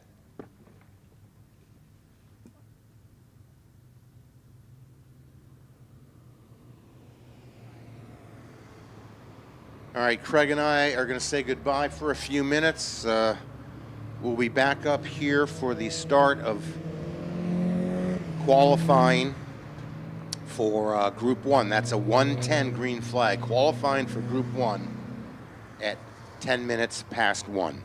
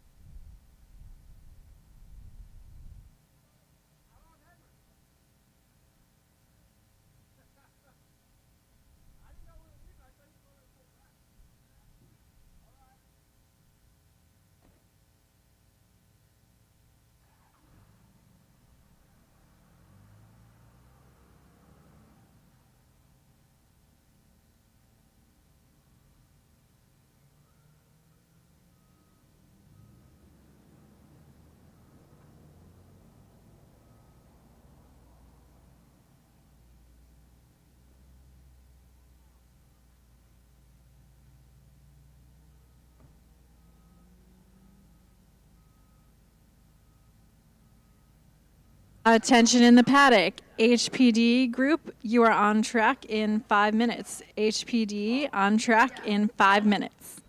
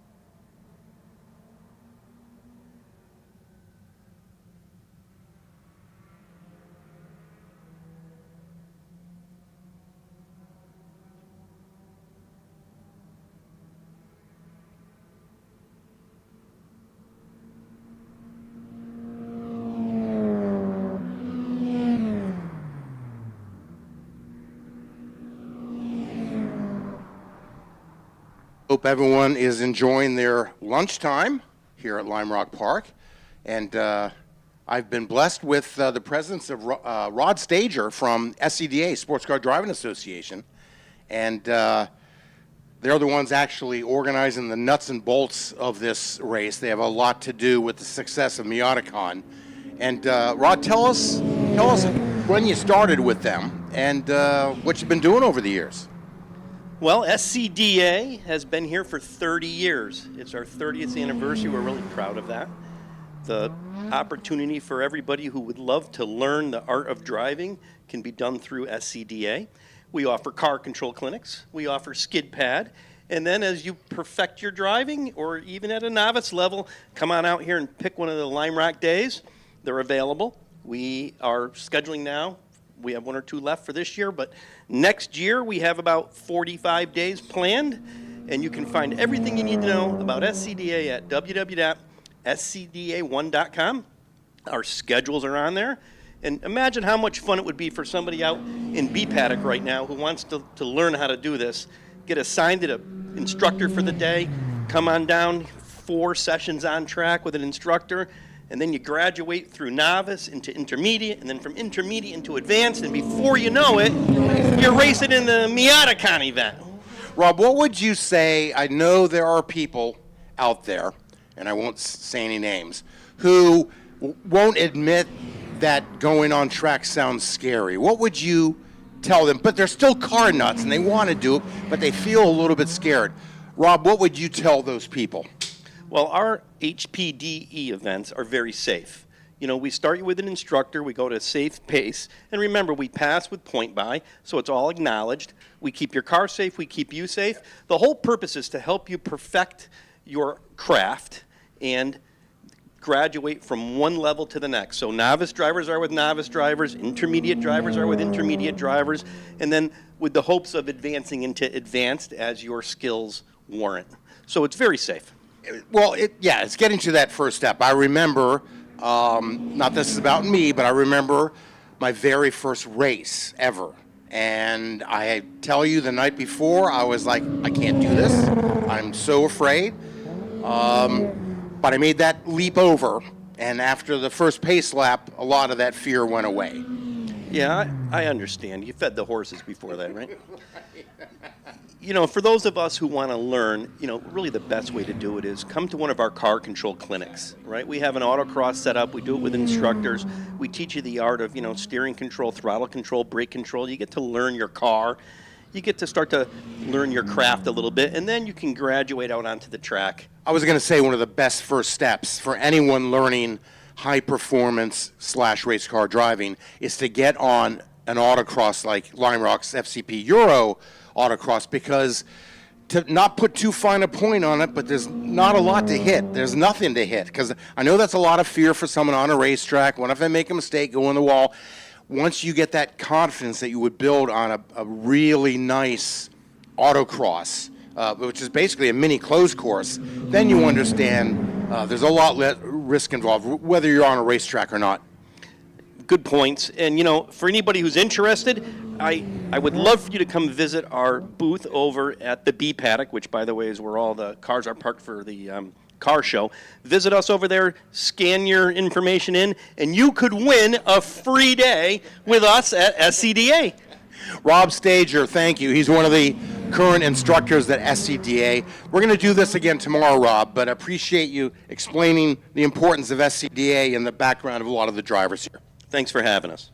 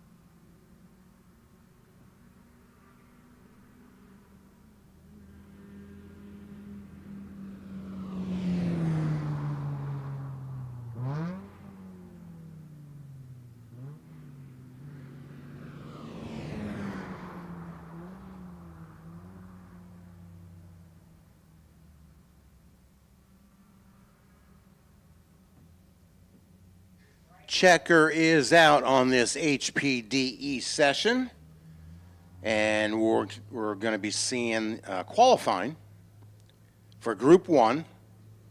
That starts at 1:10, and that'll be a 20-minute or so session, followed immediately by Group 2 qualifying, then Group 3. Our first race is what we're calling the qualifying race. Where you finish is going to be determined partly in where you start for the races that follow. That first race is at 2:40 for Group 1, 3:10 for Group 2, 3:40 for Group 3.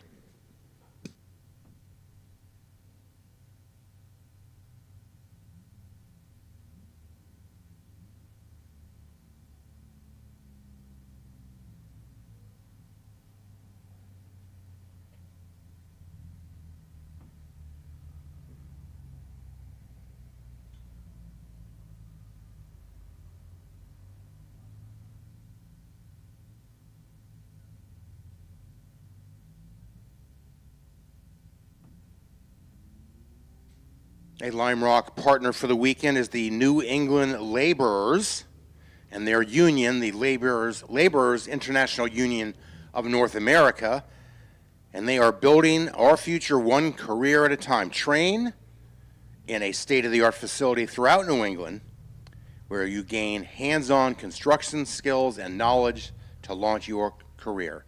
As a LIUNA member, again, that's the Laborers International Union North America, you will earn strong union wages, peace of mind, and thanks to employee-paid health care, annuities, and pensions. Start your journey now with the union that is building New England. Visit LIUNA New England, LIUNANewEnglandJobs.com, and start building your tomorrow today.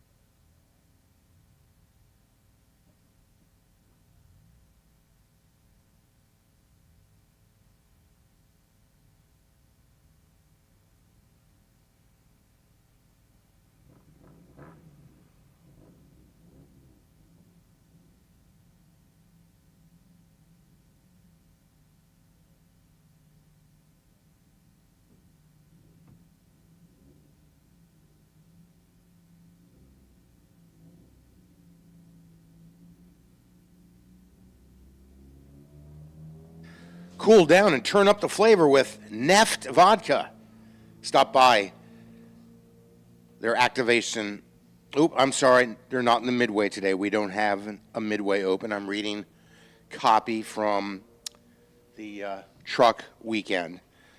But Neft Vodka is the official vodka of Lime Rock Park. That's the important thing. And tomorrow, when the Country Carpenters Beer Pavilion is open, you'll be able to grab yourself a Neft vodka there. You can also grab a Lime Rock Lemonade, the official drink of race day.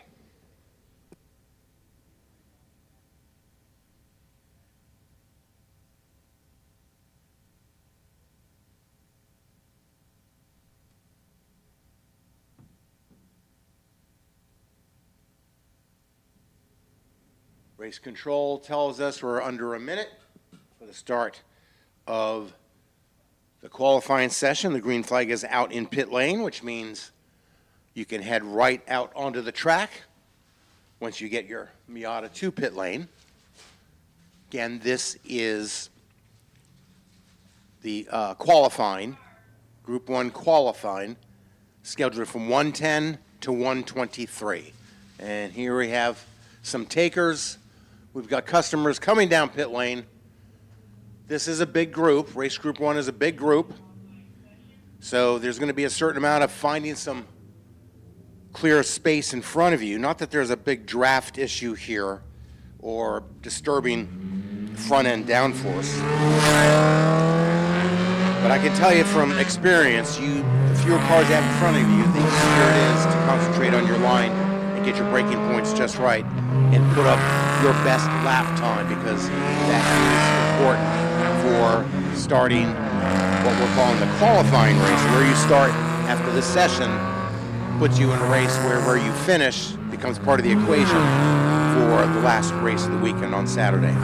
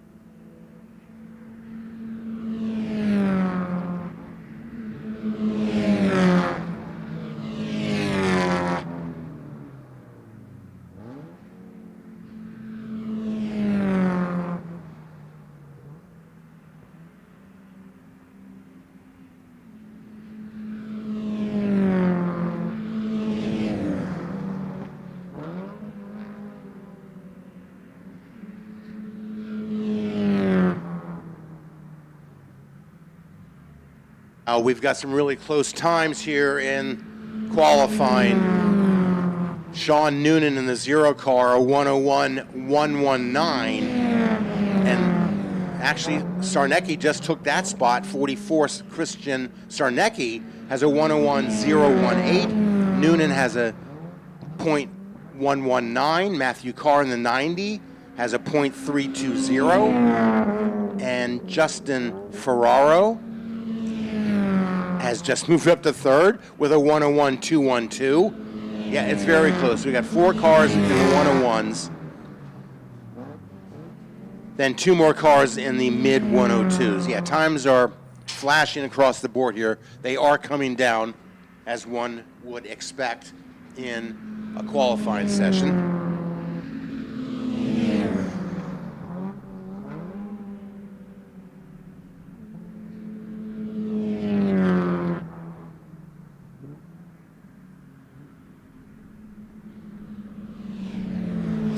So it's Sarnecki, Noonan, Ferraro, and Carr all in the low 101s.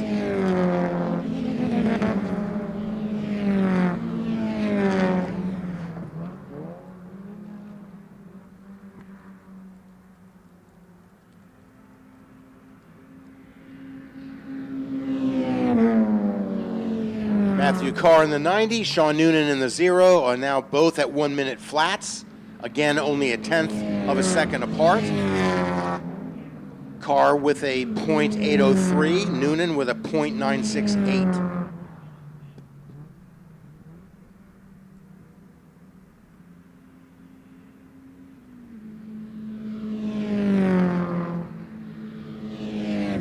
Top 4 cars are within 0.2 of a second each other. Fifth is being held down now by Don Duman. He's 1.5 seconds away from the quickest times of the top 4.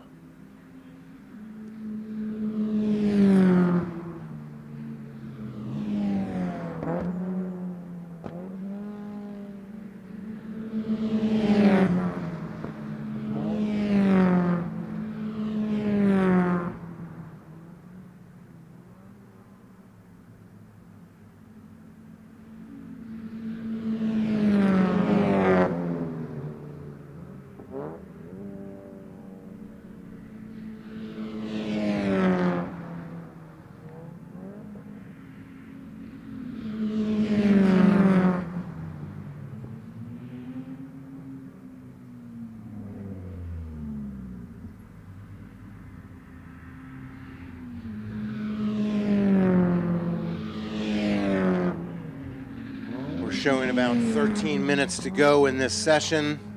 It's still tight at the top. Carr, Noonan, Sarnecki, and Ferraro are all within 0.2. Ferraro is .239 away from Matthew Carr's provisional pole time, if you will, of 1 minute flat .803.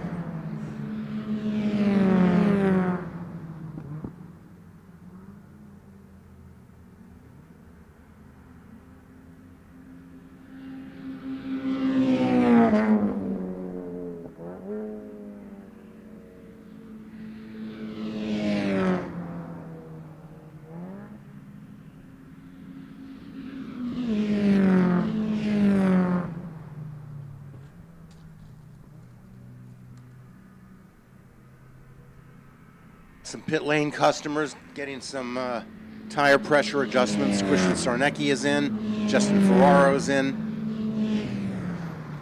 Getting some feedback from Elvan Guyar.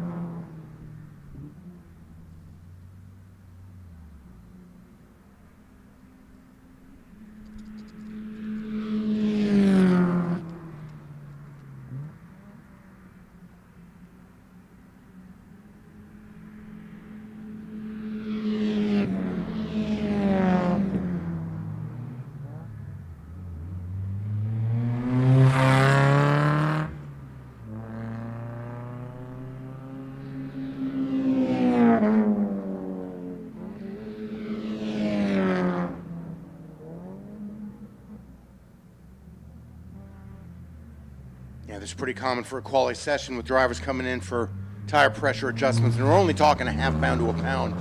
If you're making more than a pound per tire adjustment, you probably started too far away from where you want to be. But they're coming in, making the changes, headed back out. We still have two drivers in the 1 minute flats. That's Matthew Carr in the 90 and Sean Noonan in the 0. Third quick is Sarnecki with a 1:01.018. So he's only 0.2 away from Carr's provisional pole time.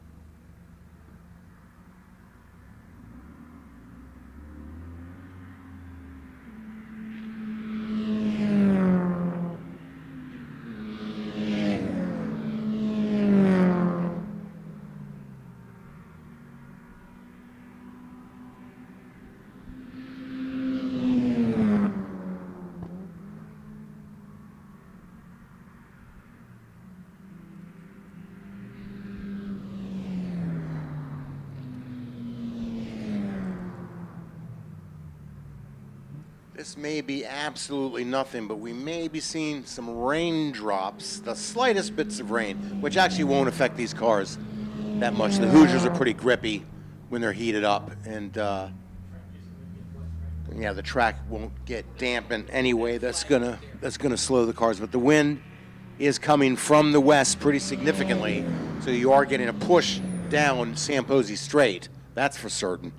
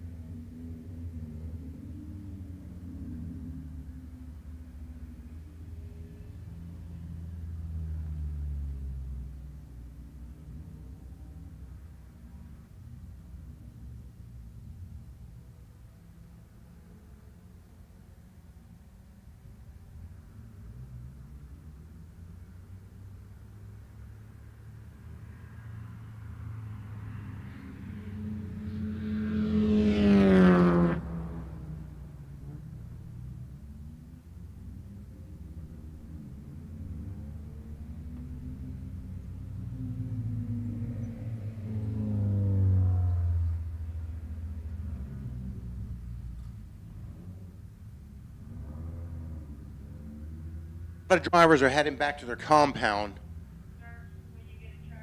probably pretty confident they've already turned their best lap. In fact, pit out is now closed. We're going to see a checker soon. I think somebody approved that. And No, I guess not. no, so it's looking like the first two rows is Matthew Carr in the 90, Sean Noonan alongside in the 0 car. Inside second row, Christian Sarnecki in the 44, and Justin Ferraro in the number 8 Miata. The first two are in the 1 minute flats, and the second row, Sarnecki and Ferraro, are both in the very low 101s, or 101s.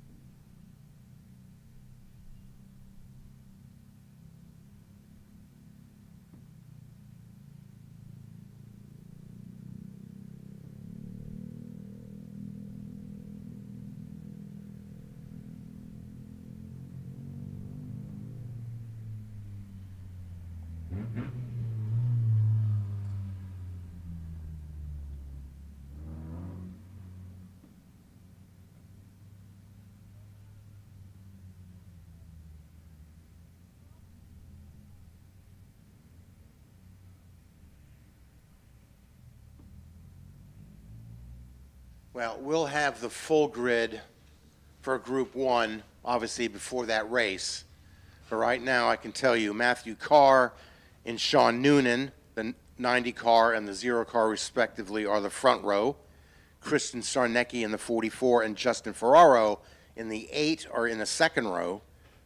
Earl Tucker in the 194 and Don Duman are in the third row.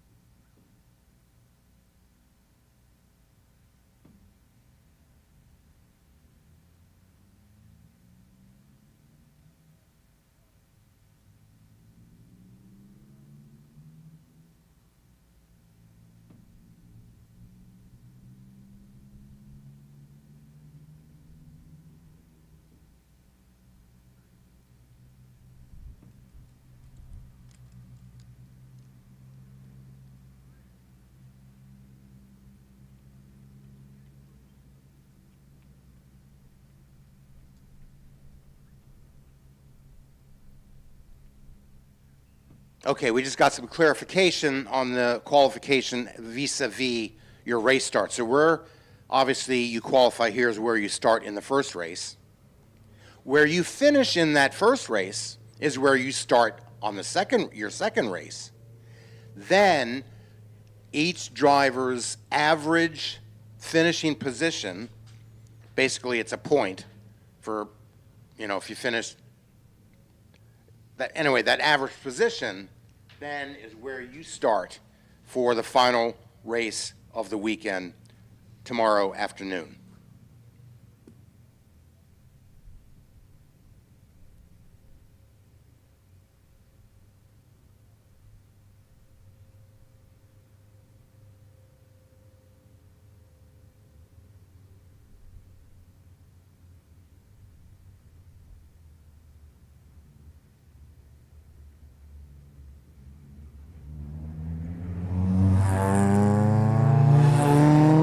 Super quick turnaround. We're already into qualifying for Group 2, which will run from now until 1:45. So cars are on course. The breeze that we saw a few minutes ago has lessened considerably, and the little minor raindrops we saw on the broadcast booth window, those have disappeared. So if there was some weather, it sort of missed us, but we're looking at a radar. There is a chance that we will see some wetness. It may not be enough to even change what you're doing on the track, but we'll keep an eye on that. It looks like the main weather system we are worried about has gone just north of us. Now there's something behind us, and it may move south of us. There is a window through which Lime Rock could thread the needle, but even so, the radar is showing very light rain anyway.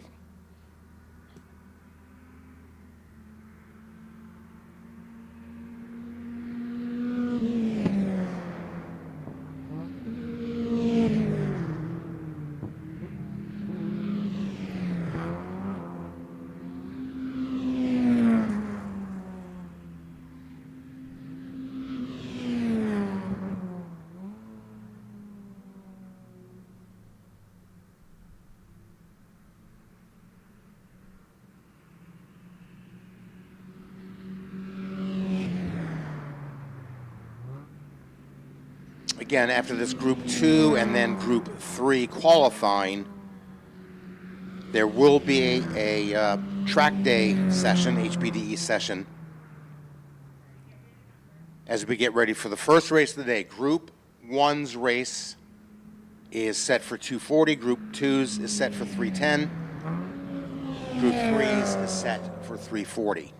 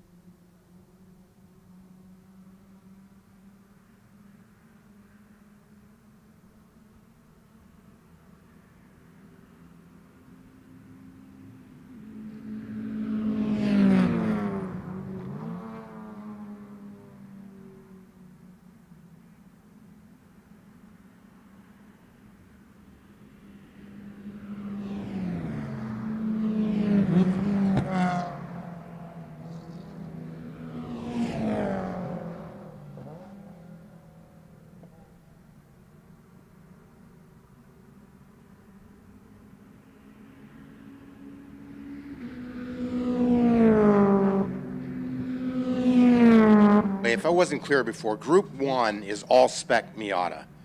So there's no mixed classes, if you will. Group 2 and 3 are called open exhibition, like the NC, which is the 06 to 2015 cars, or the ND, which is 16 to current. That plus the LRDC member race, that comprises Group 2, which is out there now.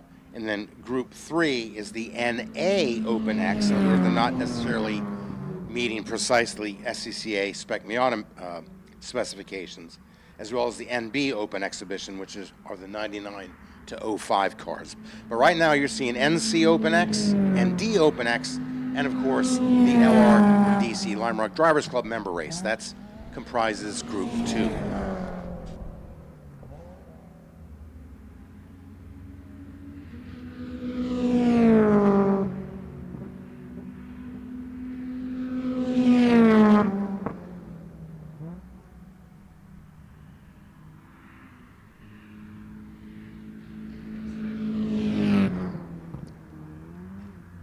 Yeah, I wasn't giving anyone the early lap times. Those are basically installation laps, but now we're starting to see some representative times. Massimo Risi in the number 18 is quickest at this point with a 101.622. That will come down. Josh Natella in the number 8 and Delbert Ore in the 39. They're in the 102s, 103s. In fact, we're all in the 103s through 7 places at this point.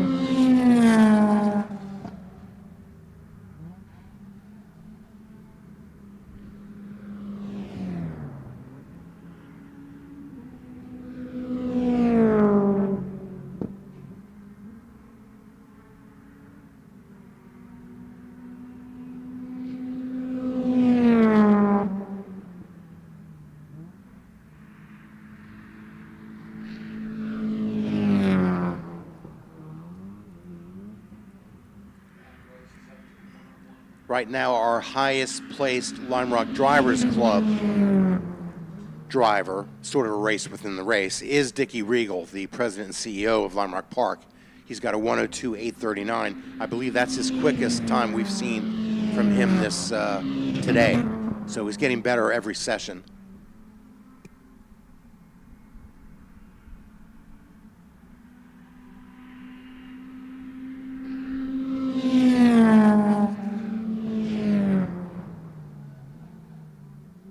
Okay, Reese in the 18 has just broken the seal on the 101s. He's got a minute flat, .909, and 0.2 of a second away is Aiden Rose in the number 46 with a 101.156.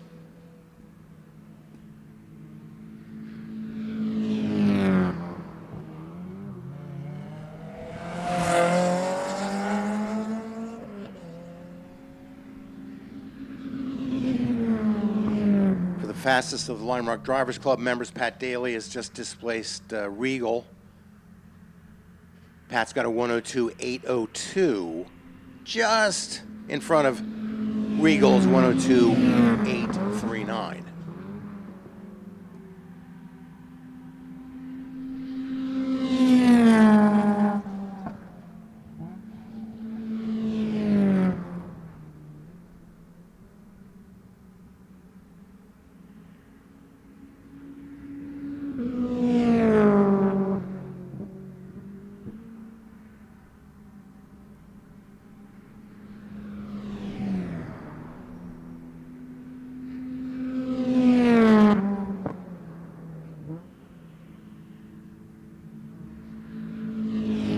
Okay, Aiden Rose just stuck in a big one, a 1 minute .298, displacing Massimo Risi, who still has his 1 minute flat .909. That's your front row at the moment. Aiden Rose in the 46, Massimo Risi in the number 18. They're both 1 minute flats.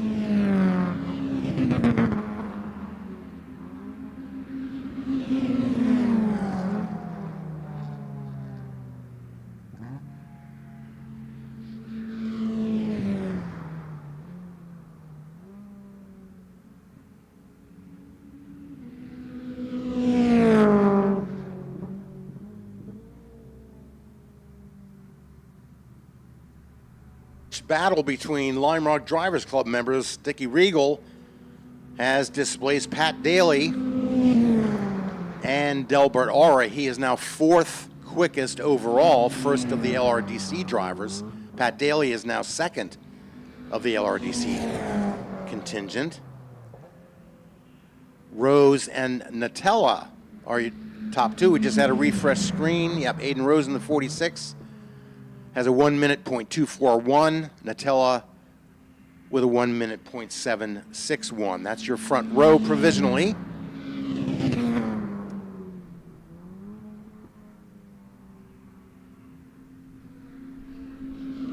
And Reese's still in it. He's third quick with a 1 minute .909. So we've got the top three at this point within 0.7 of a second as they battle for pole.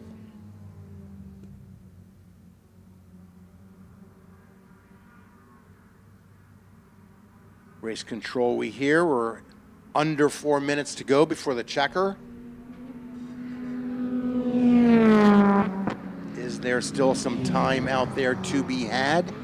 Nutella, Rose, and Reese are your top three. Pat Daly is fourth and the first of the Drivers Club drivers.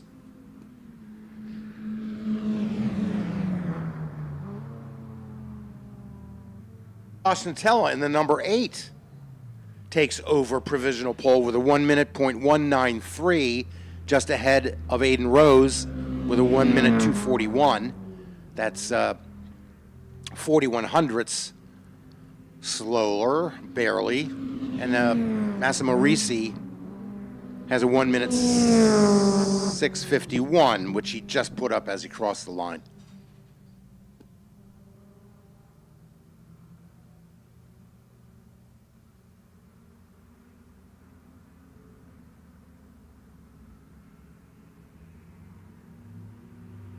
Nutella, Rose, and Reese are all in NC, and ND open exhibition Miatas.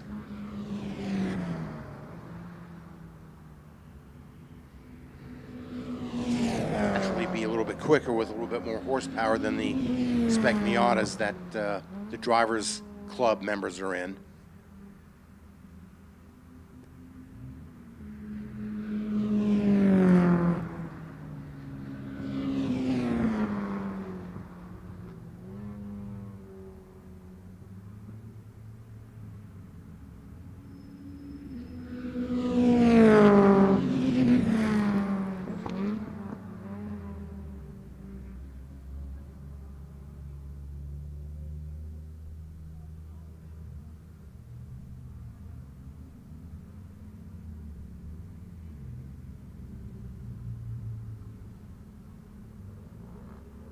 Right. Dickie Regal is headed back to the compound. He feels he's put up his best work in the session. That leaves Pat Daly as the quickest of the Lime Rock Drivers Club drivers. He is currently 4th overall, first in class.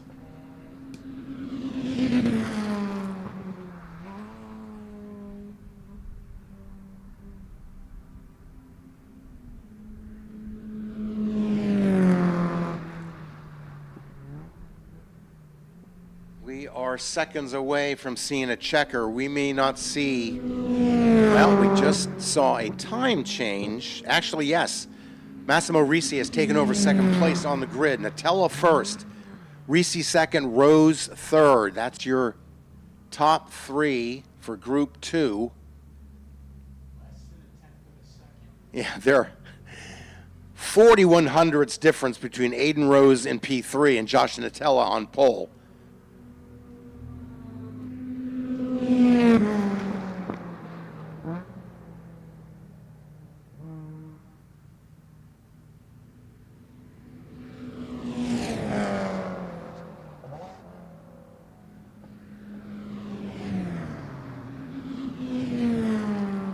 We haven't officially seen the checker, but pit out is closed.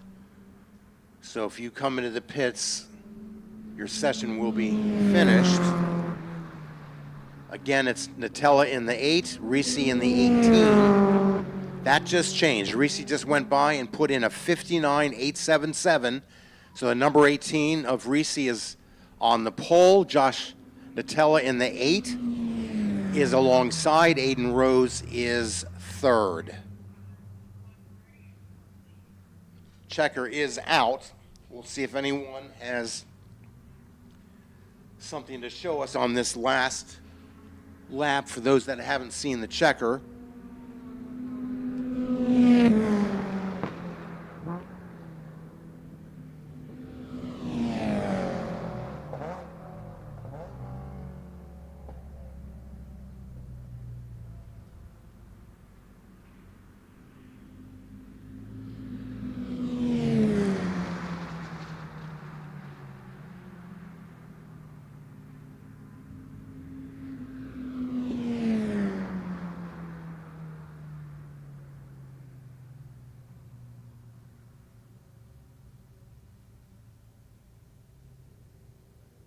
Like we've seen the last of the hot laps. So it's Josh Nutella in the 8 on pole alongside Massimo Risi in the number 18. Third on the grid will be Aiden Rose in the 46. And then Pat Daly in the number 53 will sit 4th on the grid and first in class for the Lime Rock Drivers Club. Dickie Regal, Delbert Ore, Kurt Sire, Tom Connor, J.C. Ogle, and Darren Berger round out the top 10 in the LRDC class.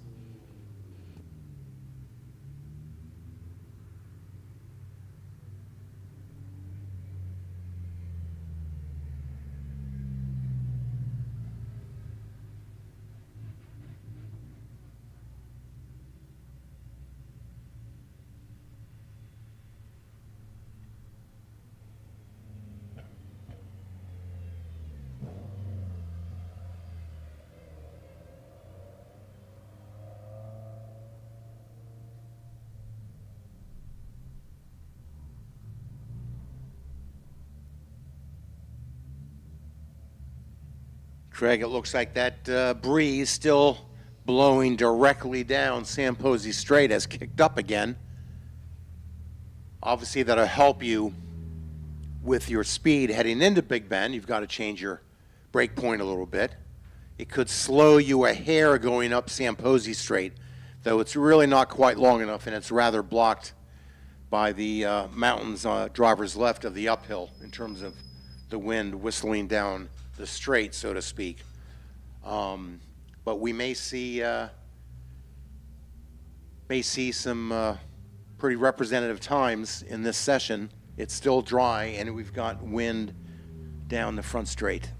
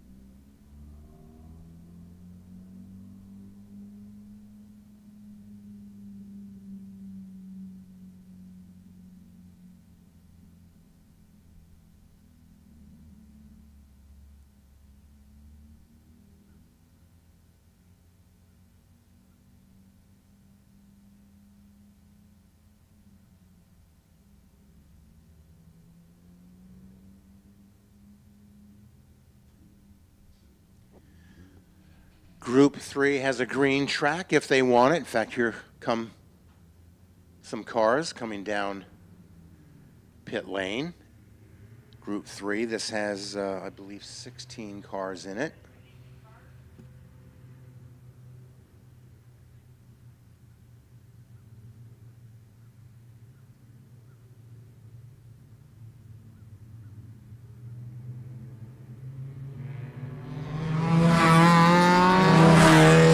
Group 3, cars on the track.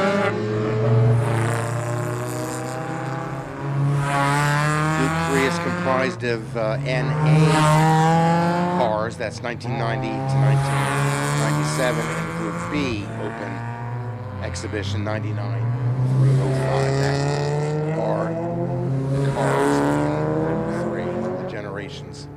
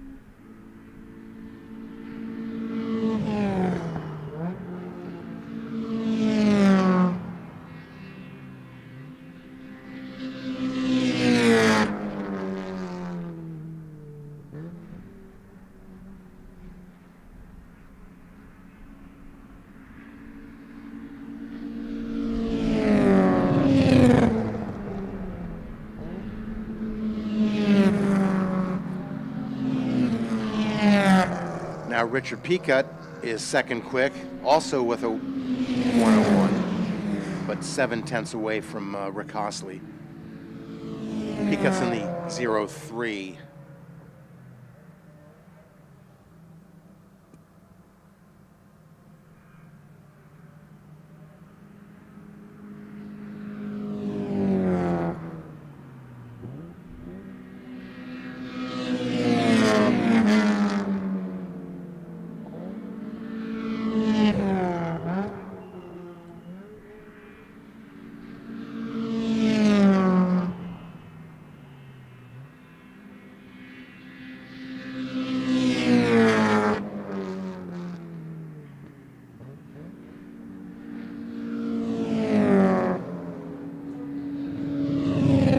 Peter, not AJ Tonelli. Really getting after it. Just put up a 59.457, displacing Hostley off provisional pole, who's at a 1 minute .907.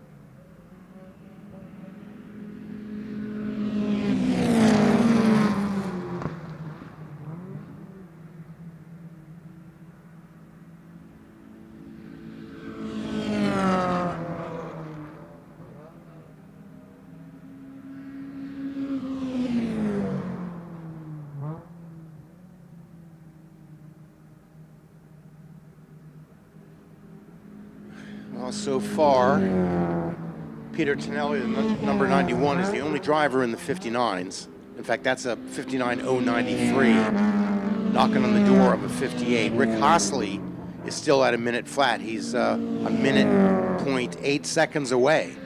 Hostley's in the 5:53. Richard Peacutt in the 0-3 is third quickest with a 1:01.294. Big spread right now between the first two rows.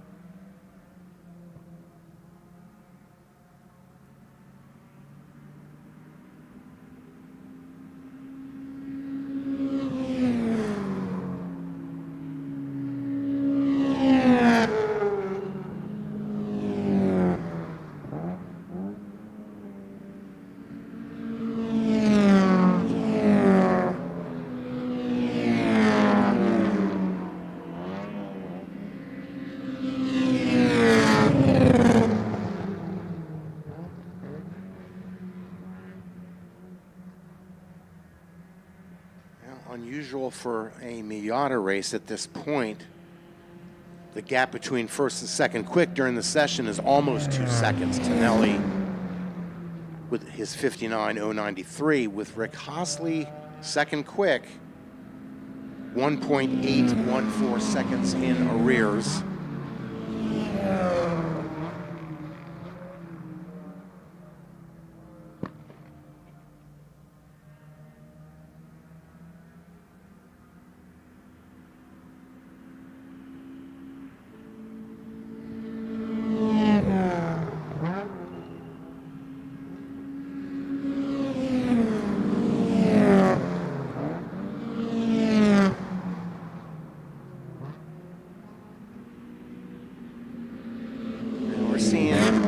Tonelli and Hostley going, Richard Pickett going across the timing line, and their times are not quicker than they set a couple laps ago. It's been more than 3 laps since Tonelli put up his 59.093.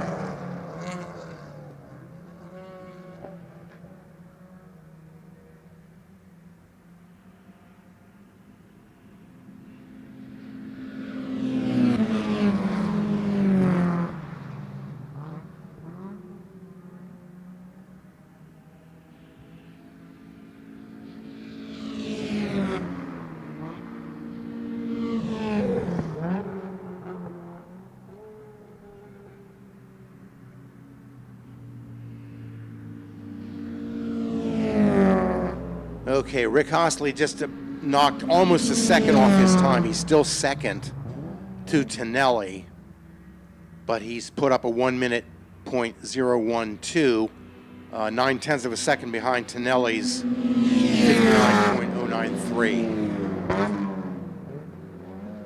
Third is Richard Pickett in the 03. He's still 2.2 away from the pole position with a 101.294.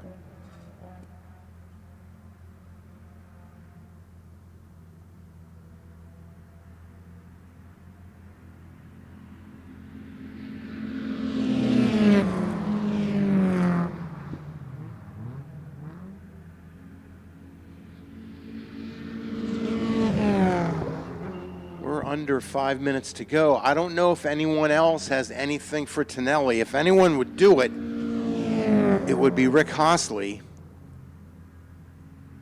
He just put up a slightly quicker time. Now he's only 0.8 away from the front.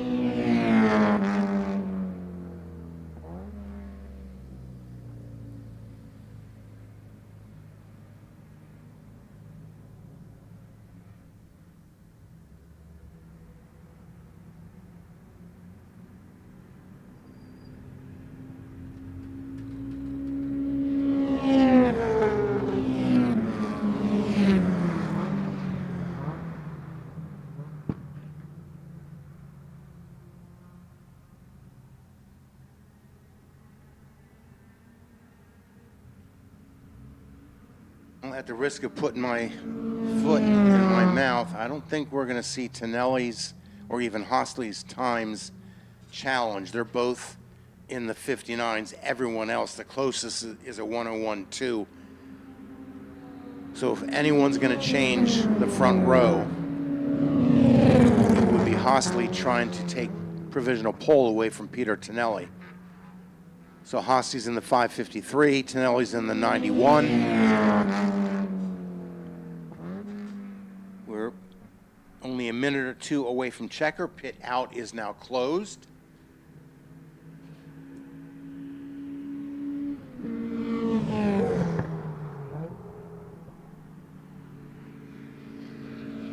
Hostley just went quicker, but not quicker or enough. A 59.567. That puts him a little bit less than half a second behind Tonelli. And is Tonelli still out there? I'm trying to, excuse me, see. That's that bright yellow 91. And no, I'm sorry, Tonelli. Yeah, he came in the pits. Oh, Tonelli's done. I'm sorry, I missed it.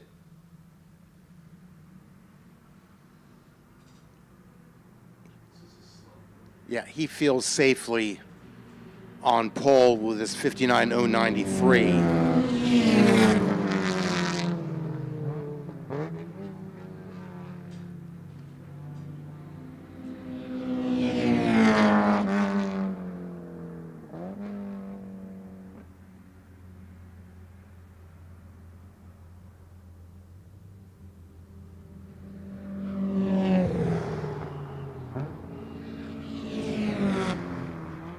Okay, checkers out. So if Hostley's still out there, we have Hostley coming out of the downhill. He's on it. Let's see if he can do anything. He's going to see the checker. And he doesn't improve. So it's Tonelli, Hostley, Piquet, and AJ Tonelli making up rows 1 and 2. Michael Stack, Christopher Haywood, David Gran, Van Svensson, Tim Serrato, and Mike Scianna, I'm sorry, round out the top 10.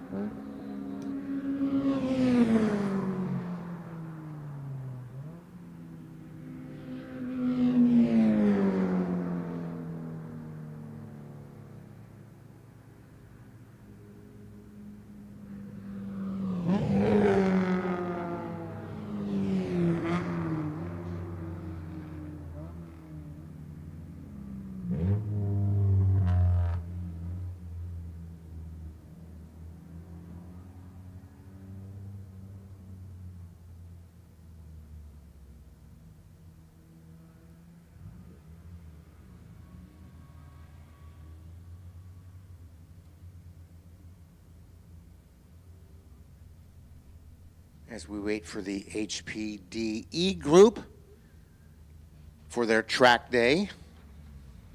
Wait for them to come out and complete that. I got some table reads for us here, including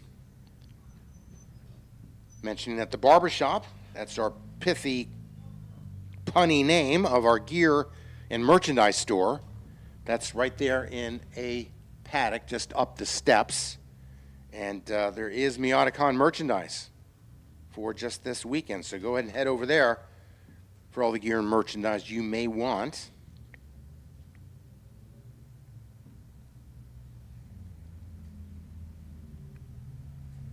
FCP Euro is the official auto parts supplier of Lime Rock Park. Has offered genuine OE, OEM, and aftermarket parts for European cars since 2001. But did you know they offer more than that? If you go to fcpeuro.com, you'll find buyer's guides, DIYs, chassis breakdowns, and more. Lots of cool information to keep your car running right. fcpeuro.com. Looking for the perfect bite or a unique gift? Head over to Provisions at the White Hart in nearby Salisbury. They're stocked with delicious grab-and-go options, artisanal cheeses, local treats, and a curated selection of homewares and gifts. Whether you're fueling up for an adventure or finding a special something, Provisions has what you need. That's Provisions at the White Hart Inn in Salisbury. Proudly serving New England and beyond, Country Carpenters designs and manufactures classic New England-style post and beam buildings. As the official post and beam builder of Lime Rock Park, they bring timeless craftsmanship to every building kit. Visit countrycarpenters.com to learn more.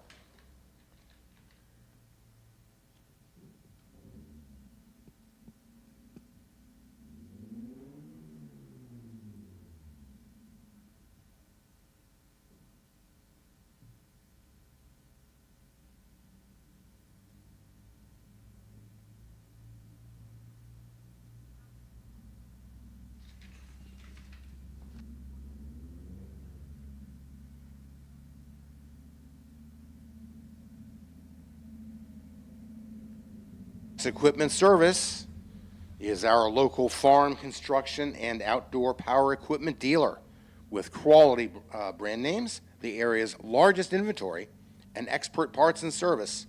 Make Goff's your next stop for everything you need to maintain your property. 2 convenient locations, Litchfield and Hillsdale, New York. Goff's Equipment wants to earn your business. Get it at Goff's. Goff's is an official retailer and dealer for Cub Cadet, Hustler Mowers, Massey Ferguson, and Steel Power Equipment.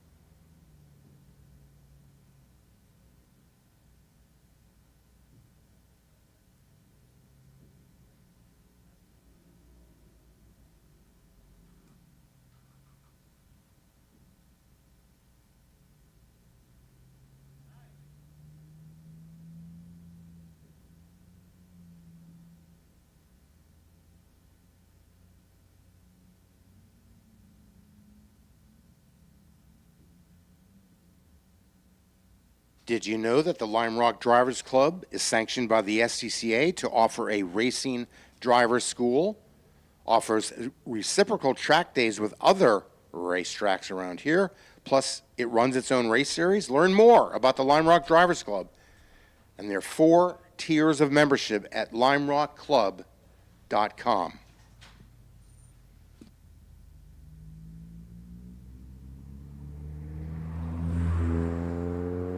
Pelote is made for drivers by drivers, born from racing and proudly based right here in Connecticut. Pelote designs premium driving shoes for people who live in motion. For more than 25 years, they've equipped championship racers and everyday drivers with footwear that delivers precision, comfort, and bold design, on and off the track. Whether you're carving corners or heading out for a weekend, step into performance-driven design, explore the full collection at Pelote.com, Piloti.com.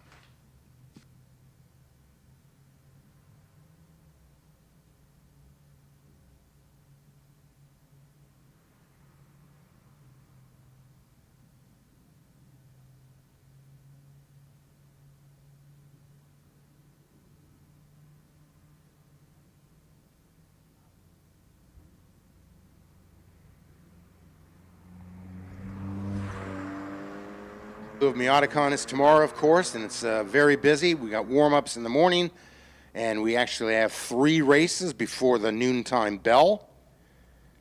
There'll be autograph sessions with a couple of famous, quasi-famous people, including Bill Emerson. We'll tell that story tomorrow, but Bill and his wife, Nancy, have traveled America and beyond in their Miata. They've even written a very cool book. There'll be an autograph session with Bill where you can get a copy of the book. That'll be tomorrow at 2 o'clock. Also tomorrow night, the Neft Vodka Movie Night. It's F1 the movie, starring Brad Pitt. That starts at 7:15 in the Country Carpenter Beer Pavilion up on the left-hander hillside.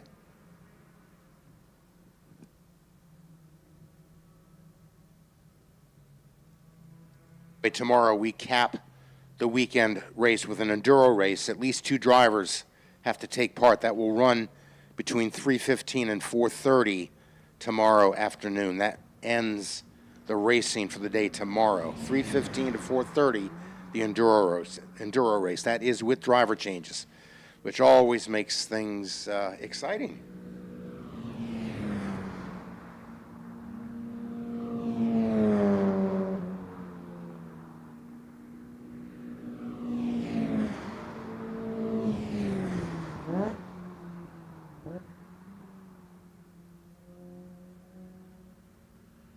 By the way, Saturday, first cars on track tomorrow will be 9 a.m. That's the Group 1 warm-up, followed by Group 2, then Group 3, then an HPDE session with the first race scheduled for 9:55. That is Group 1's race.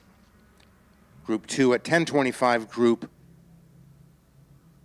Then Group 3 is 10:55.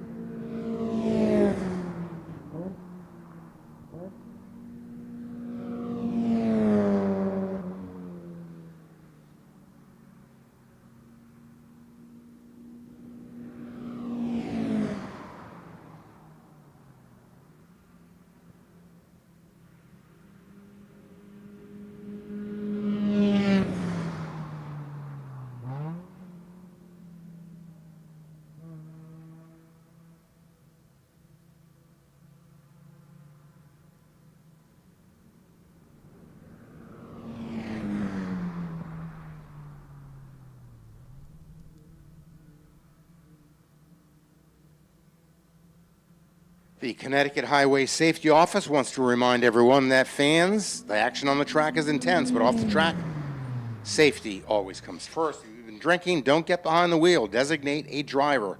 Call a ride or stay the night.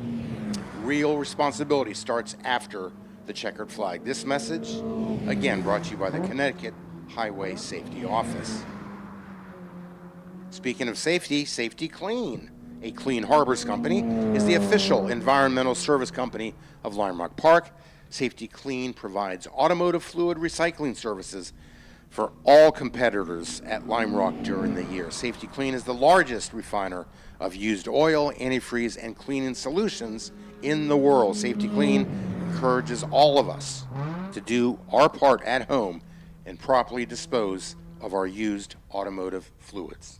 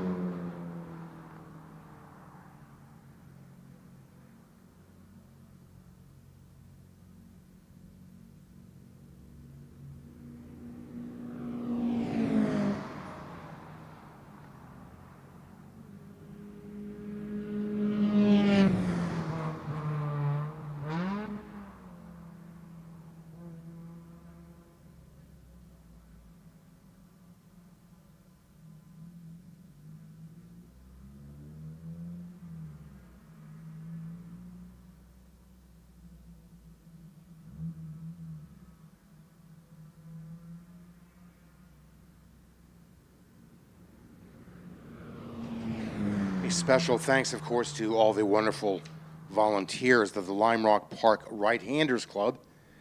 They come from far and wide to help the Lime Rock Park team put on all the years racing. They don't do it for money, they do it for the love of the sport and the love of the park.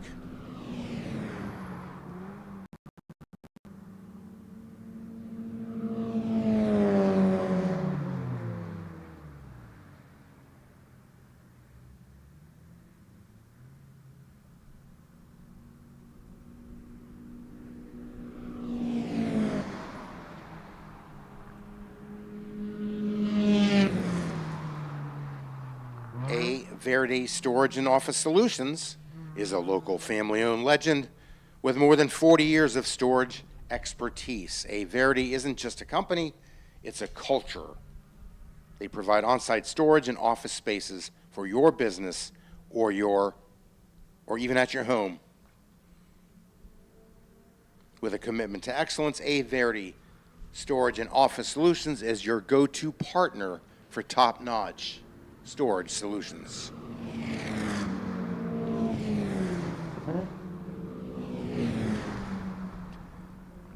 At Delamar Hotel and Spa, they know what it means to run like a well-oiled machine. This year, they're pleased to sponsor Miatacon. Join us and a toast to all the drivers, crews, owners, and automotive technicians.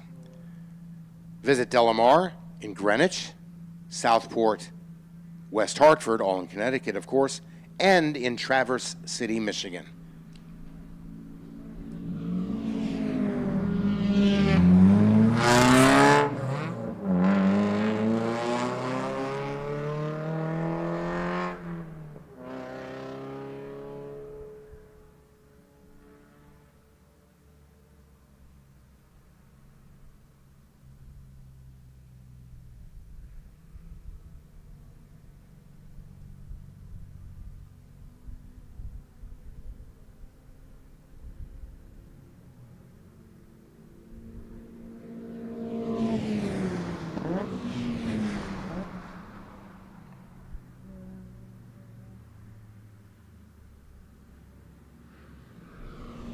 Day moments to extraordinary milestones. It starts right here at NBT Bank.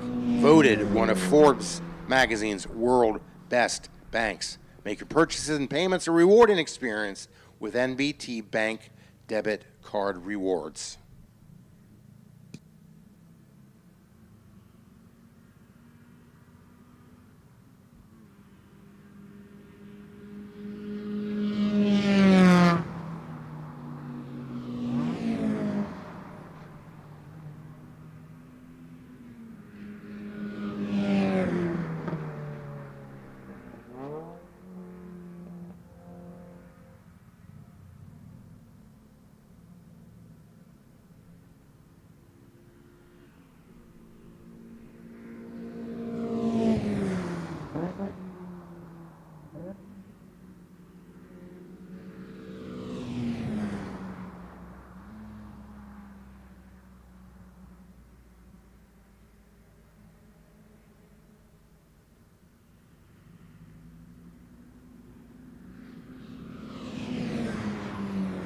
Have you had your Humble Brothers hot dog today? Made in New Haven, Connecticut.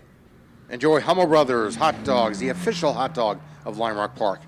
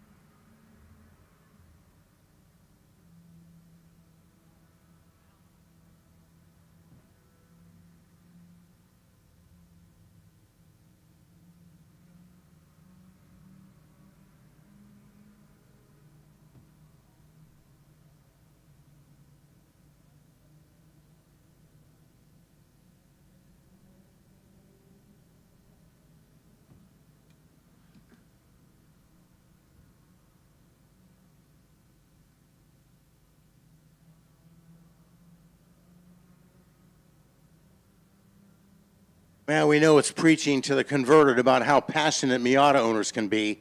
We just found out one of the fans here that was in the car corral, the Mazda car corral.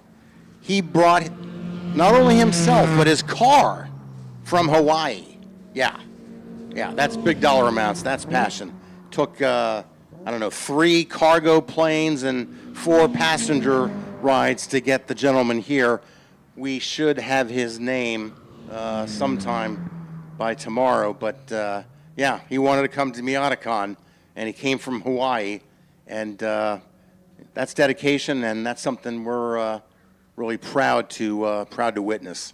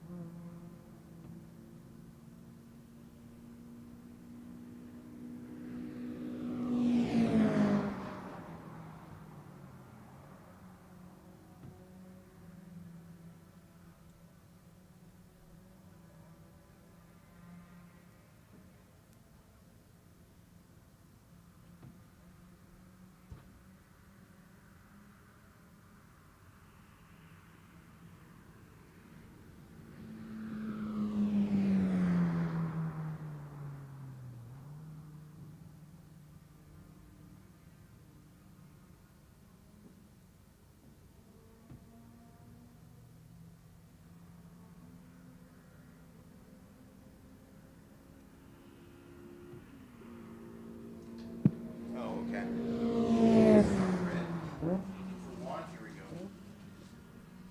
Oop, I guess everybody heard that. We have the 18 car starting field lineup for Group 1. Matthew Carr in the number 90 is on pole. Alongside is Sean Noonan in the 0. Row 2, Christian Sarnecki in the 44 and Justin Ferraro in the 8. Next row, Earl Tucker in the 194 alongside Donald W. Duman in the 52. Nicholas Borate and Steve Katz make up row 4. Row 5 is, I'm sorry, I got to give you the car numbers. Nicholas Borate is in the 80, Steve Katz is in the 3. Dave Nagler in the 67 and Gerald Cohen in the 70 make up row 5. Row 6 is Earl Tucker III in the 91 and Zachariah Rosenberg in the 171. Next row is Stuart Hawkins in the 26, David Nissenbaum in the 192. Making up row 8 is Ron Cohen in the 188 and Ken Williams in the 7 car. Rounding out the field, row 9, Ben Foltz in the 88, next to the appropriately numbered Mark Sharon in the 89.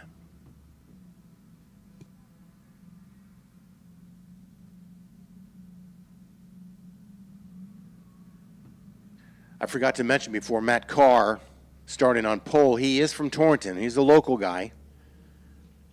Sean Noonan's from Newburgh, New York. Sarnecki is from Plymouth, Mass. And Justin Ferraro is from North Salem, New York. Earl Tucker is from Brantford. Don Duman is from Wallingford. Nick Beret is from New York, New York. And Steve Katz, Bardonia, New York. David Nagler is from Chester, New York, and Gerald Cohen is from Rybrook. Earl Tucker III from Brantford, and Zachariah Rosenberg of New York City. From not too far away, West Simsbury, Connecticut, is Stuart Hawkins. Dave Nissenbaum is from Red Hook, New York. Another New York Cityite is Ron Cohen. And then Ken Williams is Wyoming, PA. I happen to know that. I have a lot of family that lives in eastern PA. That's not too far outside of Philadelphia. From Peru, Vermont, Ben Foltz, and Cold Spring Harbor, New York, is Mark Sharin.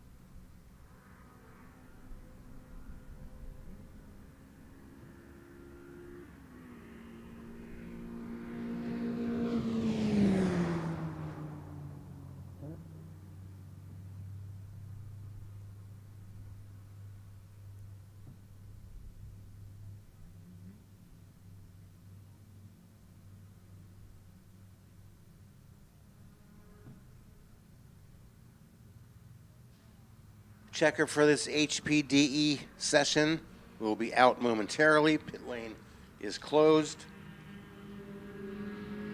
We'll be gridding Group 1 very soon.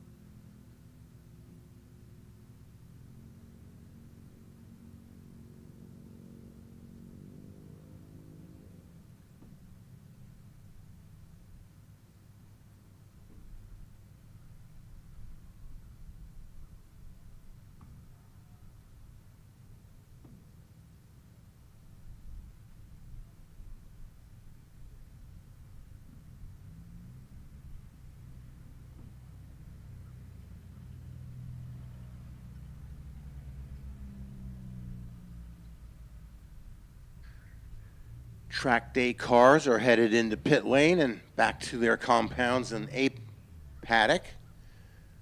Our Mazda Miata pace car is ready and waiting at pit out.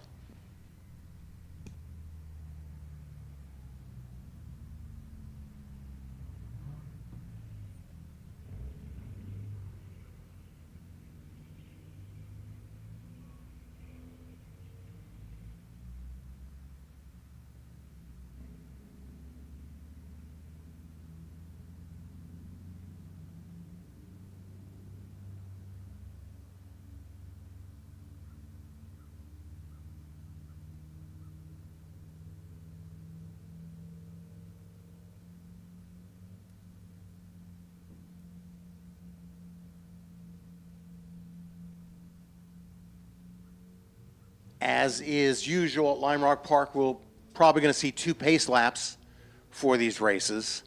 And we also think we just heard there will be a split start in Group 2. That's the Lime Rock Drivers Club subgroup to the rest of the field. So that will be Group 2, where all the Lime Rock Drivers Club are spec Miata cars, and then the 5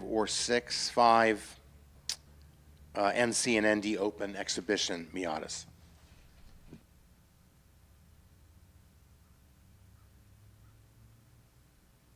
But that's the second race. We're still worried about Group 1, Race 1. And we should be seeing cars headed out of the false grid and down pit lane in just a moment.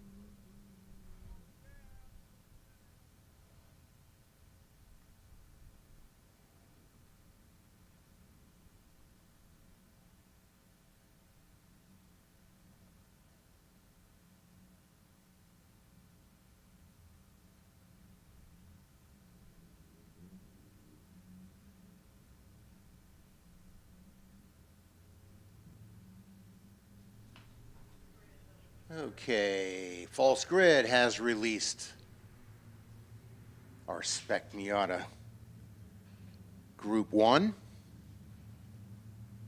as they saunter down pit lane. They'll head right onto the track behind the pace car.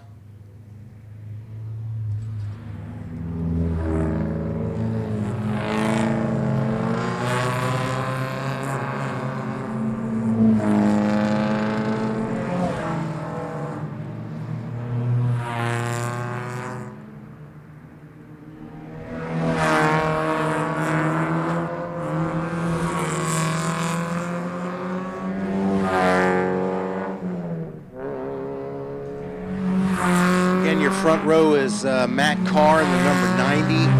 On pole, Sean Noonan in the 0. He is alongside Carr's from Torrington, Sean Noonan from Newburgh, New York. Row 2 is Christian Sarnecki in the 44, Justin Ferraro alongside in the number 8. And third row is Earl Tucker in the 194 and Don Duman in the 52.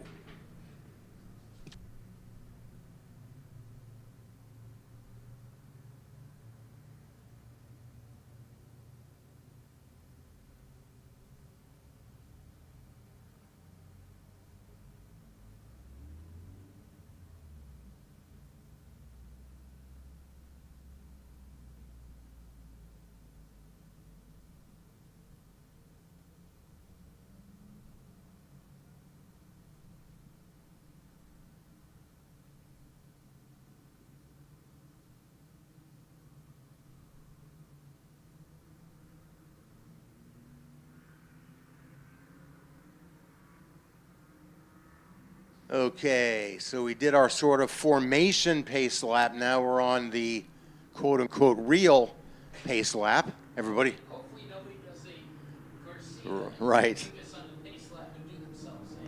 Everybody's warming up their Hoosier tires. Trying to get as much heat in as they can. It's not the easiest day to do that, being a bit chilly.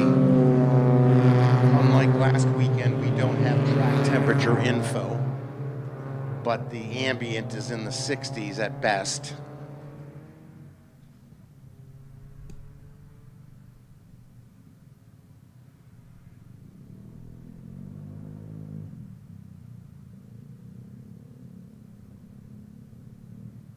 Field is now heading out of the right-hander up Newman Straight. The lights generally go out somewhere past the uphill.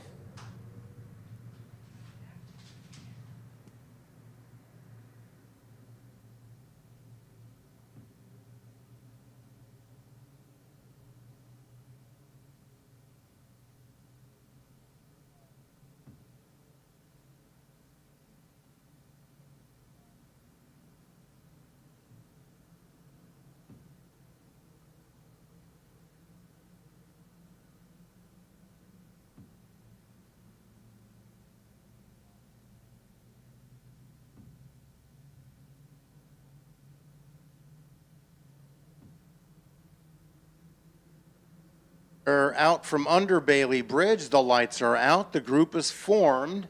I'm watching the starter. Is it an early green, a late green? I'm hearing cars accelerating. The green is out. And the red number 90 takes advantage of his pole position. They're still side by side as everyone breaks into Big Bend side by side. Pretty interesting. And we do have a leader by 1 car length, and that is, of course,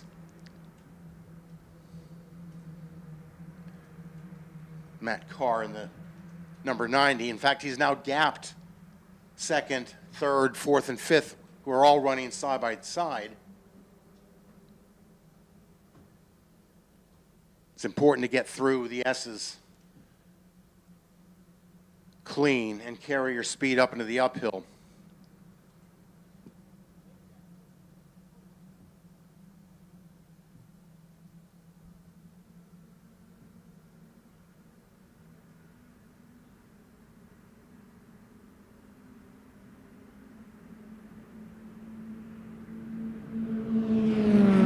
So Matthew Carr is showing his heels to the field. He's got about a 3.5 car length lead.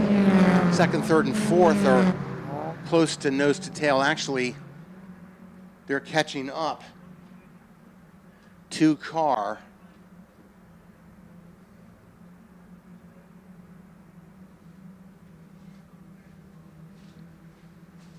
Everything looks pretty steady Eddie at this point. Nobody, if they made their moves, they did it on the first lap. Now it's a matter of putting laps together and try to get second, third, and fourth to work in tandem, try to catch Matt Carr, who leads heading into the downhill, exits the downhill with about 8 car length lead.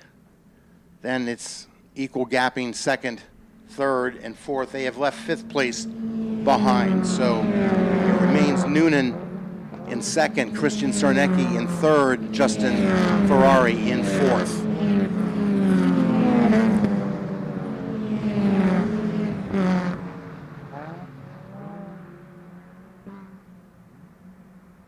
Noonan coming out of Big Bend, dropped left rear into the dirt, and he's now lost second place to Sarnecki as they head up Paul Newman Straight.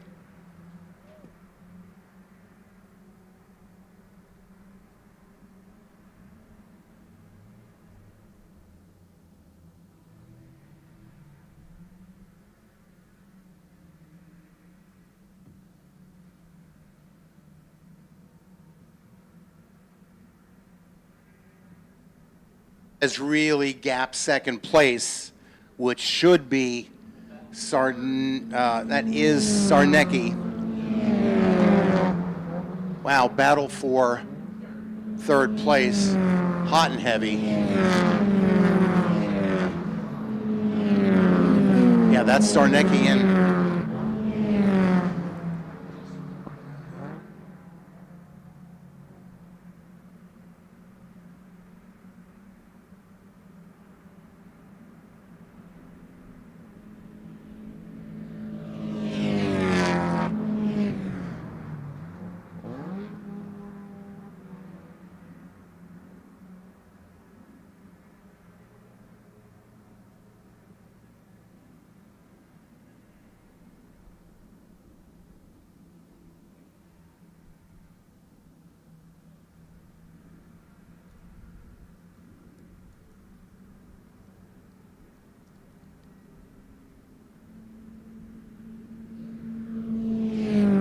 He has taken over second place. Noonan's in third. Matthew Carr leads by a healthy amount. He seems a little bit slower through Big Bend and the left-hander, right-hander combo, but by the time they head out of the downhill, he has a big lead.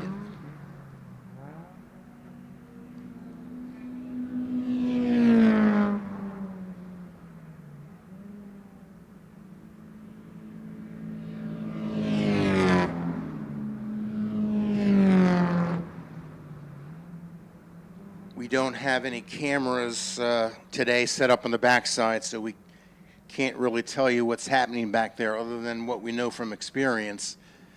But here comes Carr out of the downhill, and it's pretty even spaced, first to second to third to fourth. It's almost half a straightaway to fifth place. So the race is up front. We're not going to call this one despite the 20-car lead by Carr. Here's some nice battles toward the backside of the mid-pack.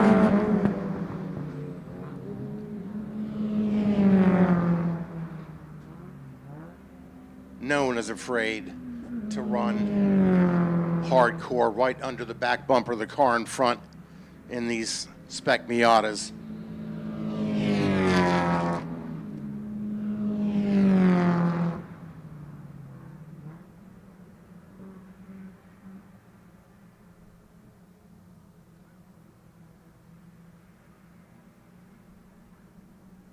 Remember, where you finish in this race is where you start for the second.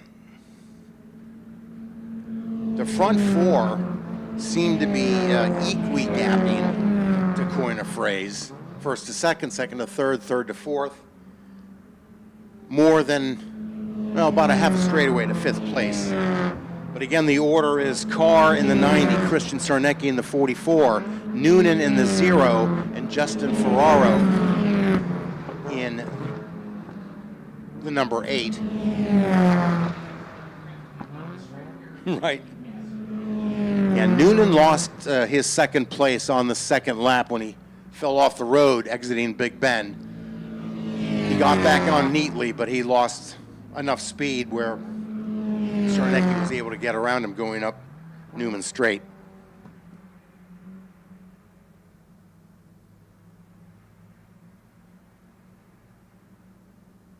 Carr of Torrington is putting them up and laying them down, being neat and clean. That's about a 25 car gap to second place, which remains Christian Sarnecki in the 44 and Noonan in third. Here's a great battle for, I believe this is 10th and 11th, between the white 171 and the 192 flat out Miata. Those guys have been going at it hammer tongs.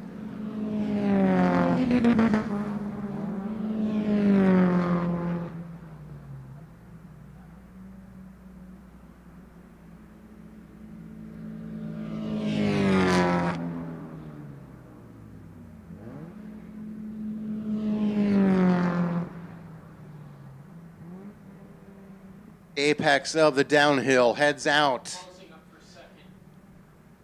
And we have Noonan is closing up on Sarnecki for P2. That's the 0 car, red and black, chasing the 44, yellow and black. Matthew Carr is safely out front at this point. All it takes is one tiny mistake, not even to fall all the way off the road, and that gap goes away.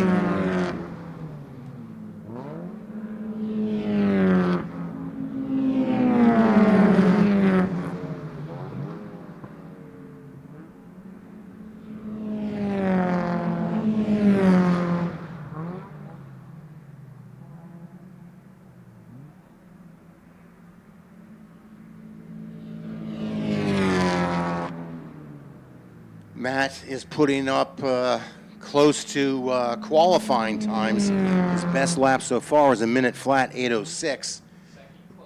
Right, here he comes, crosses the line. The gap first to second is shortened a bit, and second to third is only about 4 car lengths. That race is certainly not over.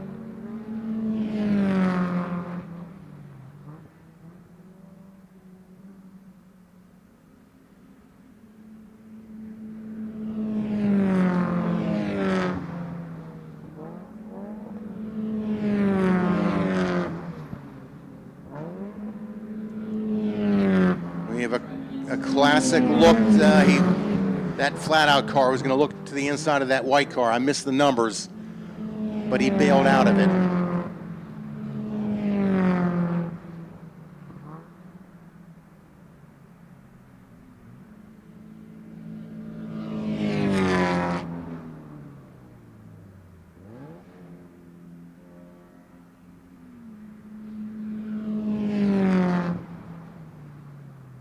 Between Sarnecki and Noonan, that is hammer and tongs stuff. They're heading down both on the left side. Inside goes Noonan. Oh, he locks him up a bit. No contact. Couldn't finish the move. He's still right there with Sarnecki. Let's see what happens into the left-hander.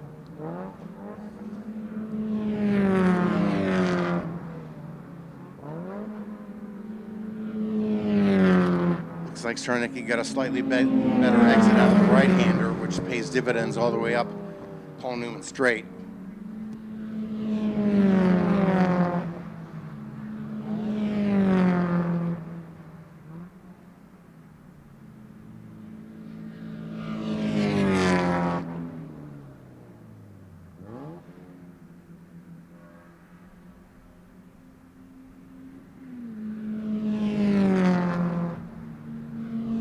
Peter is coming up on lap traffic. He'll probably reach him this lap. 44 and 0. That gap has really opened back up. There is corner report of contact between those two during the last lap.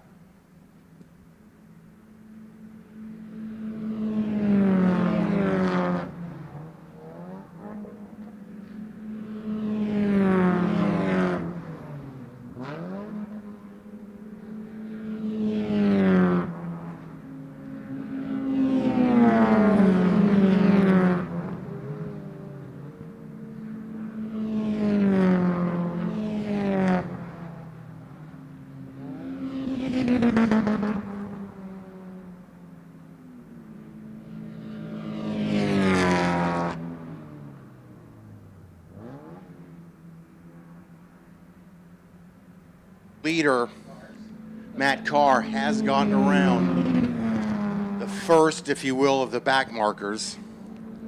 Sarnecki and Noonan, that's not a pitched battle anymore. There's probably 8 car lengths between those two.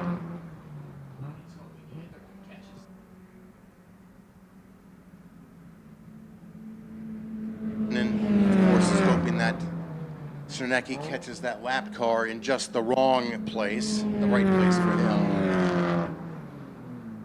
That's one of the secrets to racing at a bull ring like Lime Rock is timing when you get to the car you're going to get around lap traffic-wise.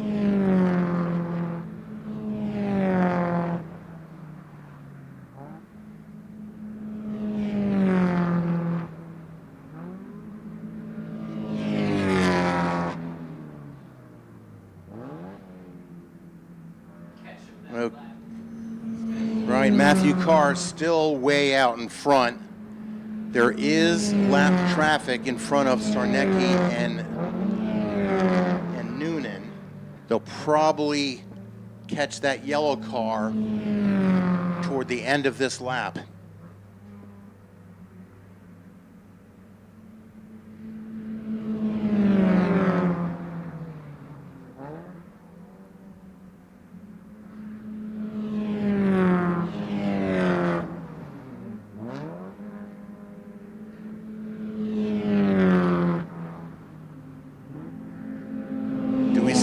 For the price of one going into Big Bend. That flat out car at least gets the white car. We hear from race control that we are 5 minutes away from 1 lap to go. I know that sounds confusing, but we're right here next to the starter stand, so we'll see when he throws the 1 to go.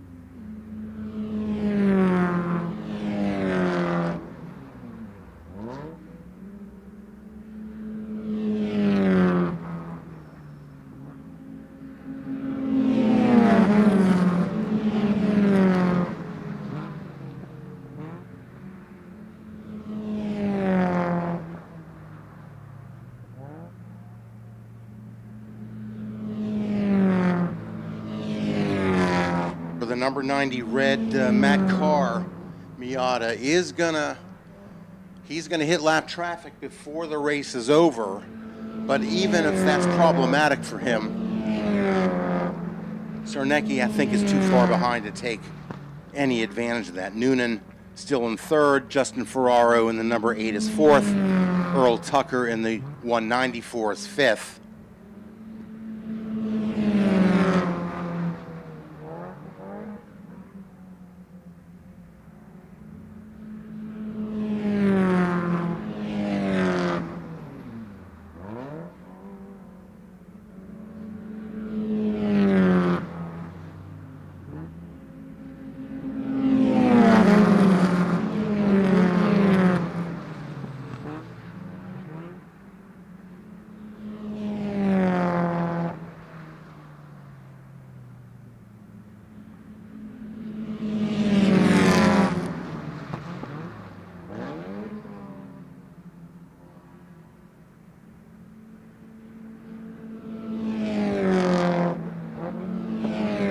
Great battle for 10th, by the way, if you're looking at those 3 cars, which is Hawkins, Nissenbaum, and Rosenberg. Those guys are really going at it for 10th place.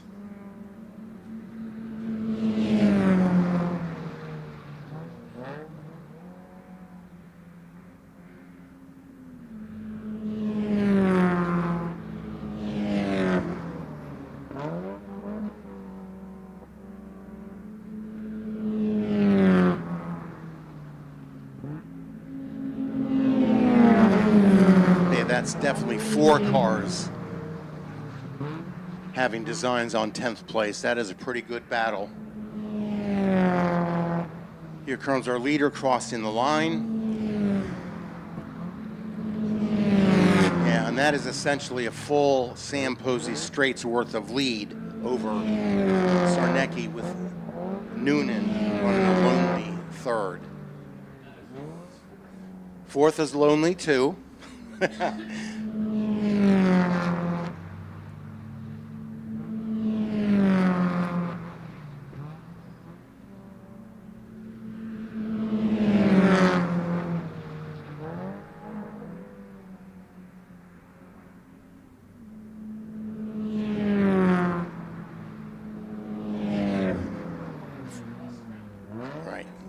If race control was right, we're probably inside a minute or two of seeing 1 to go. These are timed races.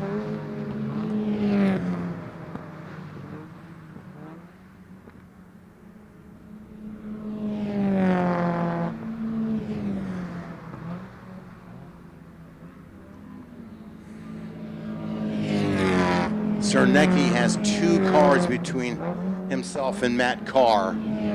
I don't think it's in the cards for him. White flag next. We're told Carr will get the white flag, 1 to go next time by. He's about a half a lap away from seeing the white flag.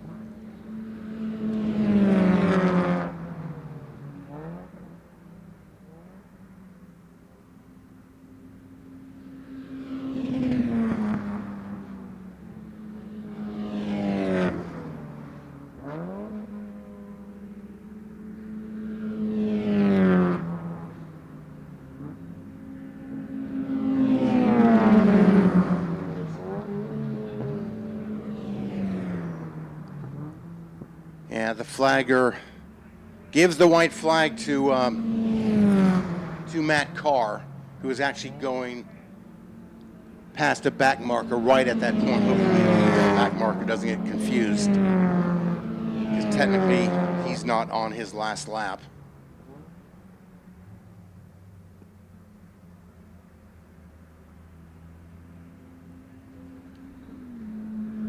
Yeah, that was essentially a walk in the park for Matt Carr of Torrington. Czarnecki and Noonan round out the podium. Leader at 5. The leader is in turn 5. That's the uphill. They're going to head to West Bend.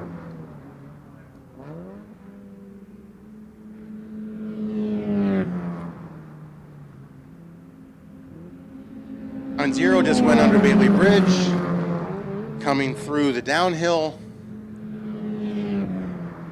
Our flagman has the checker, and there she flies. Matt Carr wins the race.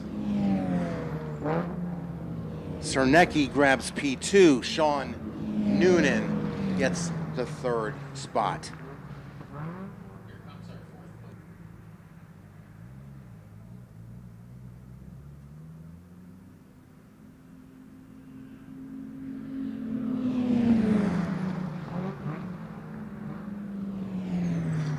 Ferraro does get his 4th place. Earl Tucker does get 5th. And Steve Katz 6th. Dave Nagler is 7th. Gerald Cohen comes across 8th. We have a great battle here. We're not going to see position change there, but as they all flash by, start finish.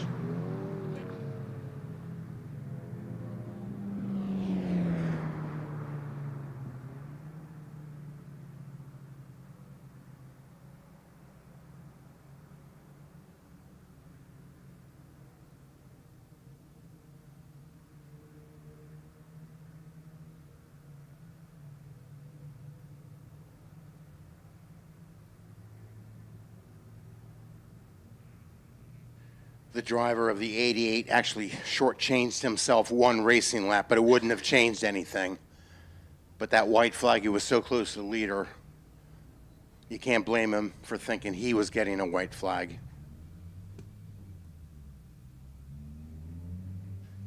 Congrats to local boy Matt Carr, number 90. Wins the first race of the day, the Group 1. Christian Czarnecki grabs 2nd after Sean Noonan's mistake coming out of Big Bend. So he ends up 3rd. Justin Ferraro ends up 4th. Earl Tucker ends up 5th. And Steve Katz 6th.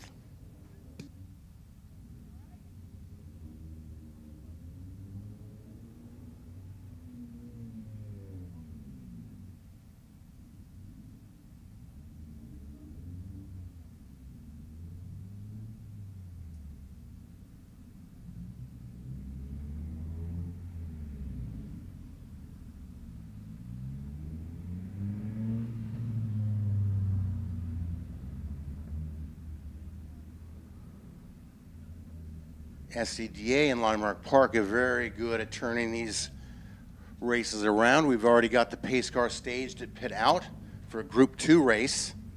Remember, this one, we are told, will have a split start, which means we're going to see the Lime Rock Drivers Club cars will be in a separate group behind the open exhibition cars of Aiden Rose, Thomas Connor, Josh Natella, and Massimo Risi.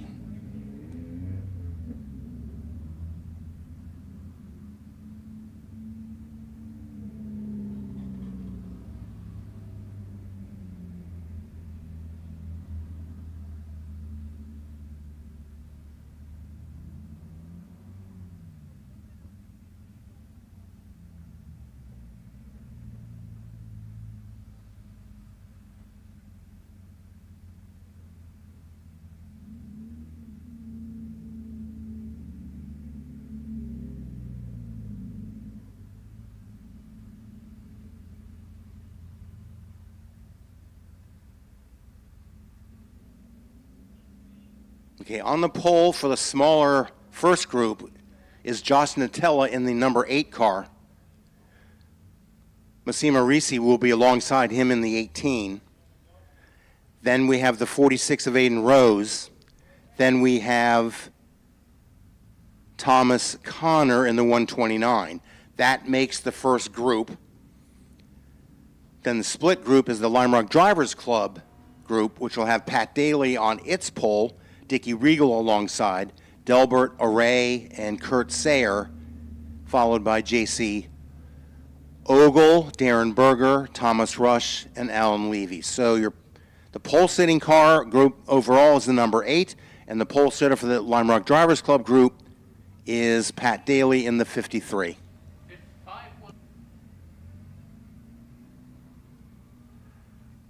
Didn't underscore this before. It was only 5 1,000ths difference between Josh Natella's pole lap and Massimi Risi's lap alongside. So 8 and 18 is your front row.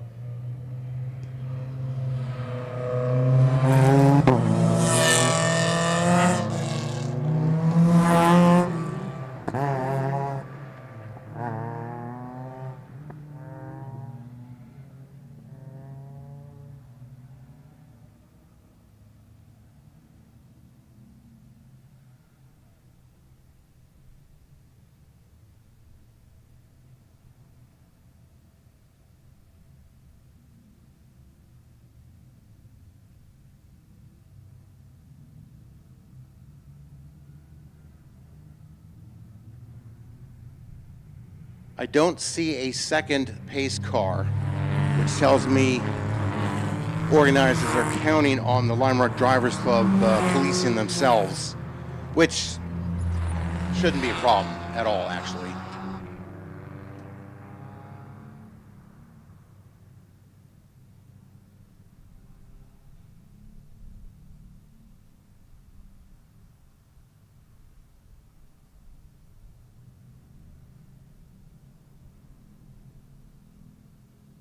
With them.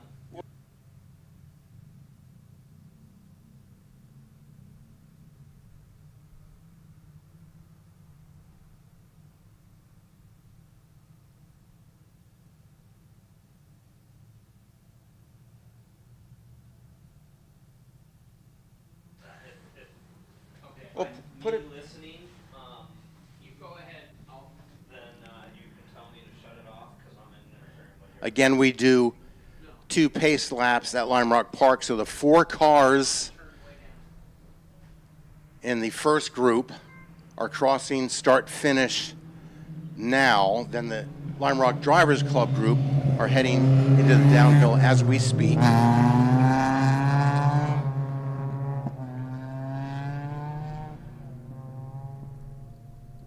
Again, that's Pat Daly on pole, Dickie Regal, the president and CEO of Lime Rock Park, on the outside in the 34 car. Pat's in the 53.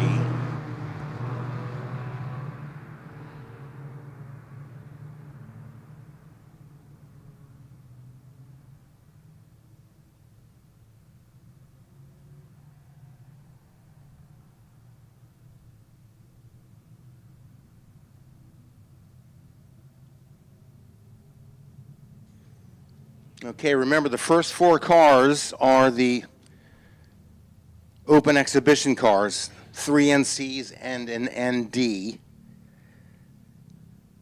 Massimo Risi is the ND. He's alongside Josh Nutella. They'll be the first cars we see. Flagger is ready, staring at the downhill.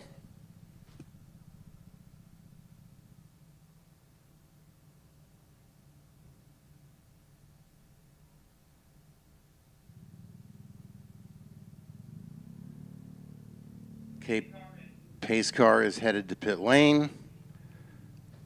We've got the first 4 cars, right, of Nutella and Risi. And we got an early green. Here we go. It's a drag race, obviously, down to Big Bend. The starter is staring for this at the second group as they head down.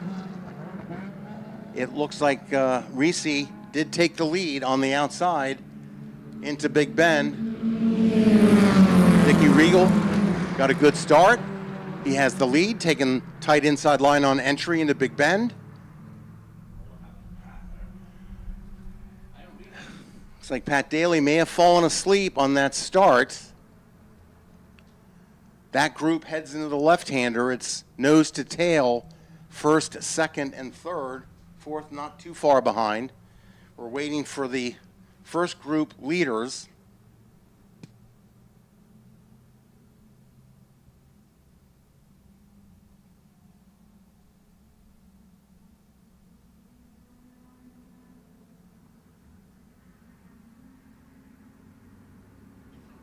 We spread out a bit.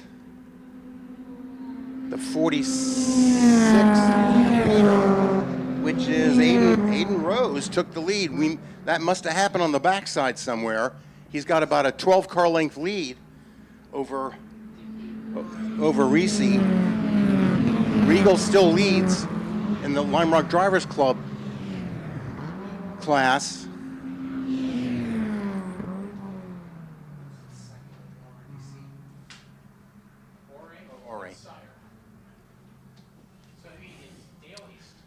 Yeah, then it's Delbert Ore and Kurt Sire in second and third in the LRDC group.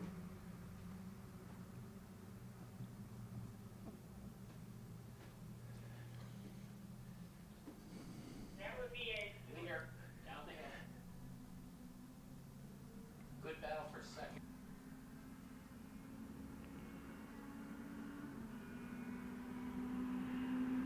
46 is your leader. Risi is second. Justin Tella is third. Battles now for third in this group is Daly coming back. Daly is coming back against Sire into Big Ben. He makes that happen. Clean pass, no lockup.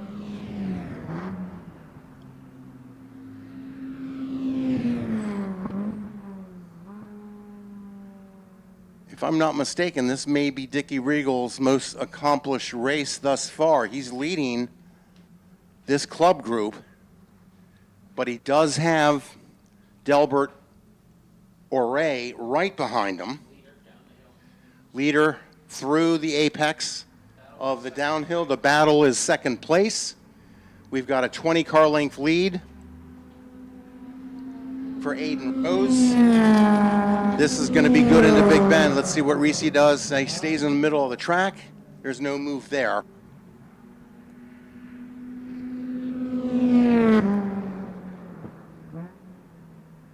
Ore, Daly, 1, 2, 3 in the LRDC class. They're about equally gapped. Fourth place is actually not that far behind fifth either. They're equigapped, as I say, between Regal and Sayre.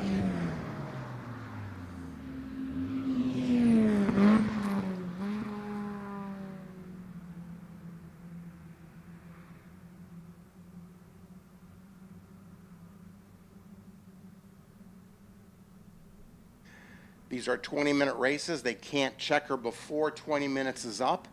Battle for second really tight. Oh, the battle for a second. We may have a position change. Reese is on the outside. There's no way he can defend here other than braking later. Let's see which is exactly what he does. He's a little bit high. He keeps it together on the marbles out there. Pretty good job.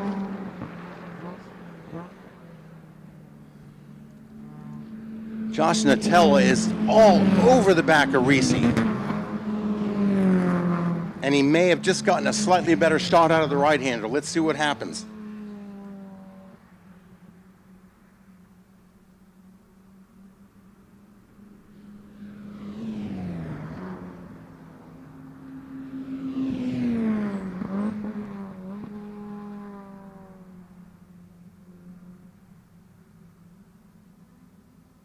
Here comes the other. There's only one car length at the base of the hill. Second and third place. That is a wicked battle, just like the last lap. Same position, Reese on the outside, Nutella on the inside, and he just can't get on the brakes later than Reese. That's pretty obvious, but the same thing happened. Reese got a little bit high. It compromises him through the second part of Big Bend, but he gathers it up, and he's online through the S's. Daly is challenging Ore into Big Bend. Pat Daly has a lot of experience, and that experience actually had him back out just a hair.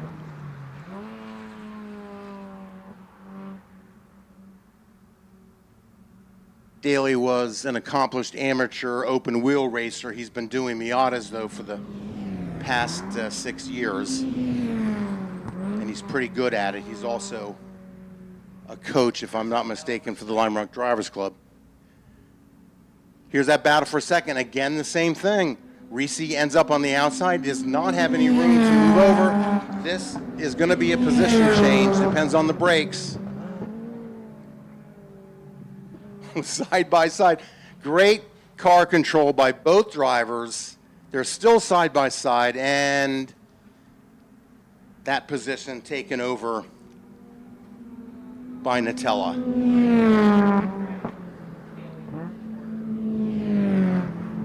Daly's still working on the 39 car of Delbert Ore.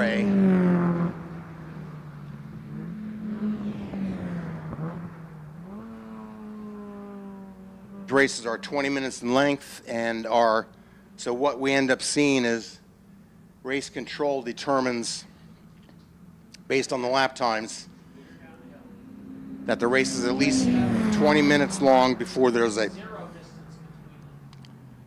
Oh, what a great battle. Reese this time leaves the downhill on the inside. He wants to defend from the inside.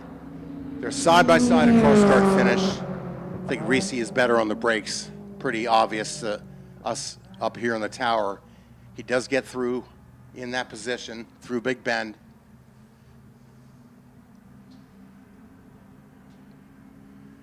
Ore's still leading.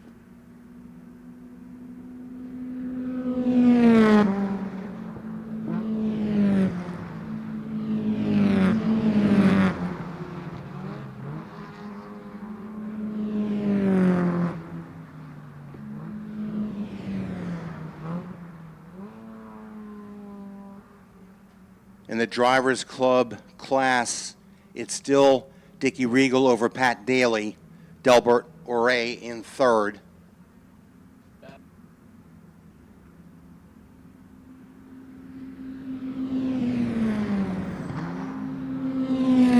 This is just a pitched battle, fantastic. So Reese's on the outside. He's actually half a car length behind, but he's better on the brakes, and he has no problem going mid-track through Big Bend.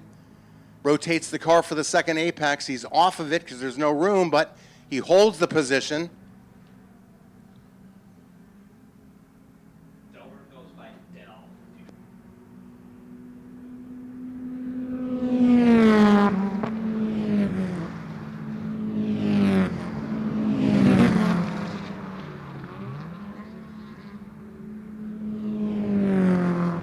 Sire is closing on Del Ore.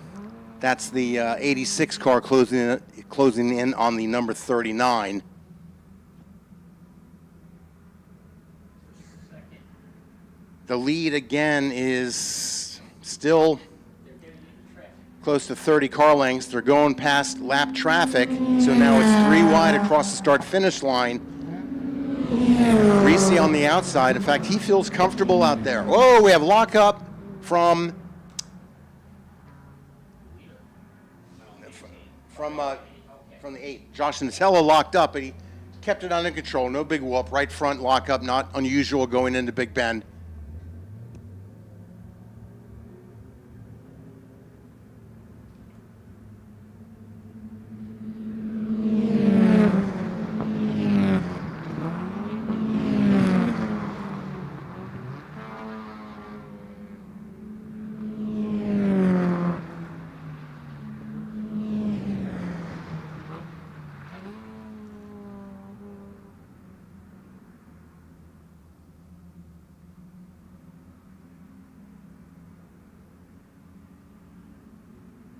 This is a great battle. Reese now compromised the exit a bit, but he wants to stay inside. Again, we've seen him better on the brakes into Big Bend, and he shows that once again. They give each other room, but just enough. Reese stays in front.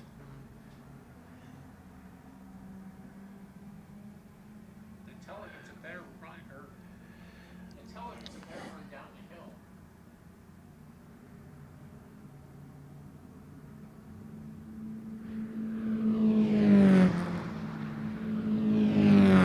That battle for second place, as is the case for almost every form of racing, has allowed Aiden Rose in the 46 to gap second and third. So they're having the battle. And I don't think there's enough time anyway for them to work together to get up front. So this is their battle. Again, second place battle. Reese exits, stays on the inside. He's officially in second, across the line. Nutella in third. There's about a 2 car length gap, now 1 car length gap. That race is clearly going to the last lap.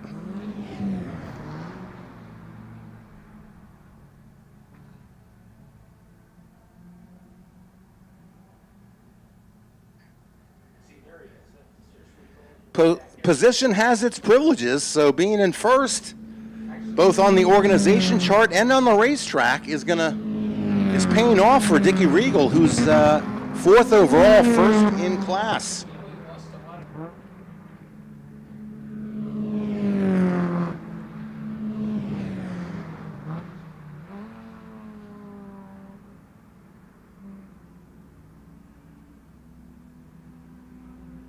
Regal he dropped 2 at the exit of Big Bend. If you do it right, you don't lose all that much momentum. But if you really got to jump out of the throttle, you risk spinning as well as losing a lot of time.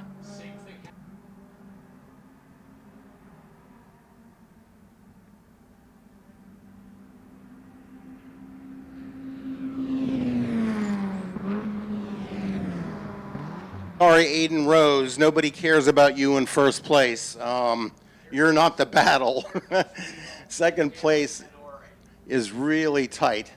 We still have Regal leading the club group, followed by Daly, followed by Daly's in the 53, Del Ore's in the 39.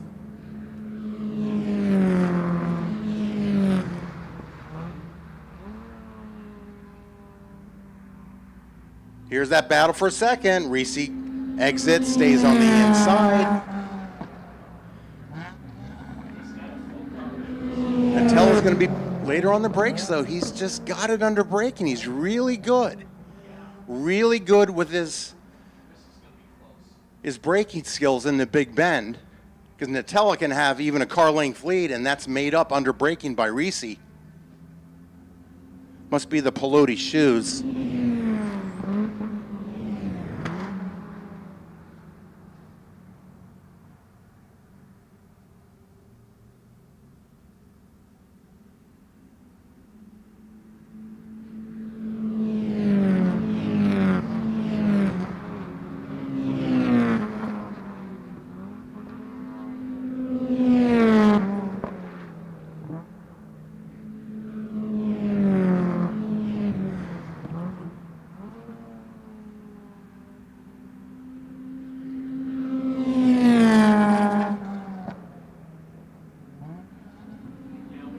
tremendous. Oh, this has been going on for 10 plus laps. Reese better under braking into Big Bend. Nutella just will not give up the spot. He's inches from the rear bumper of Reese. The thing is, if you actually looked at the lap chart,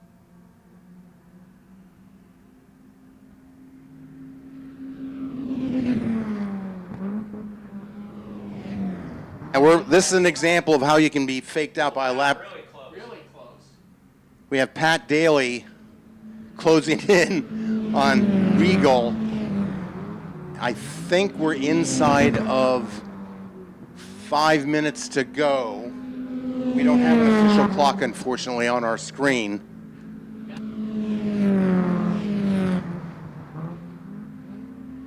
This battle, this second place battle, it is same lap after lap. They are so consistent. Reese on the inside, about a half a car length behind. They head into big, that's, yeah, again, outperforms Nutella under braking, keeps the position. Nutella needs to get that inside line. Yeah, we're hearing from one of our driver coaches that Nutella really needs to grab that inside line going into Big Bend and stay a little bit later on to the brakes. He's getting outperformed. That's the honest truth. Under braking, Really close now. Car lengths for Daly. Daly is now 3 or 4 car lengths behind Regal. It is a good race. Daly closes to within 2 as they exit Big Bend.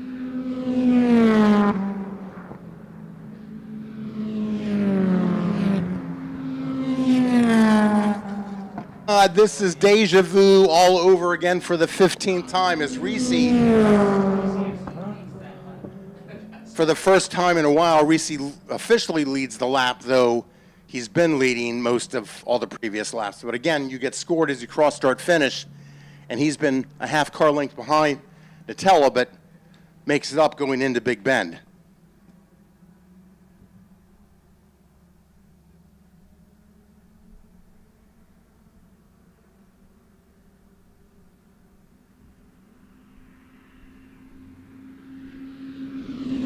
Too fine a point on it, but technically Pat Daly works for the guy driving the car in front of him. But they're both racers, so I don't see any corporate tennis going on here, or whatever the term is.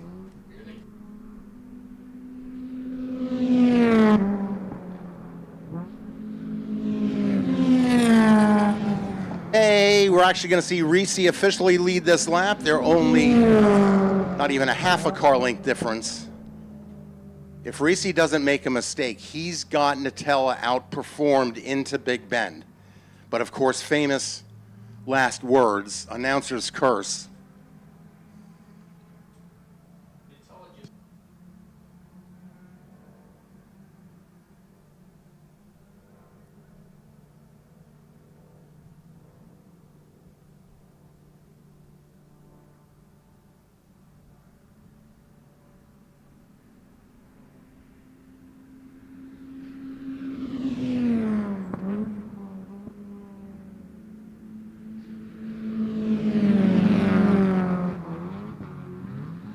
Is now all over the back of Pat Daly, who was all over the back of Dickie Regal. That is a great battle, first, second, and third for the club, Drivers Club class. You can throw a blanket over him through the S's. All right, we're hearing 1 to go next time by. The next time 46 comes by, which is Aiden Rose, he will see the white flag. If he doesn't make a mistake on that last lap, he's going to be your winner. But between Nutella and Reese, I mean, it's going to be a photo finish at start finish. And I'm not kidding about that. That's the way it's been the past, what, Craig, 10 laps, 11 laps? They have been literally inches difference. In this 1, 2, 3 in the LRDC. And Pat Daly is looking inside. He goes to the brakes a little bit later, a little bit of lockup, Pat's going to go too high into Big Bend. He's going to lose second place. We saw a white flag for Rose. Okay. Well, that wasn't just traffic. I'm sorry. That was. No, but it was traffic.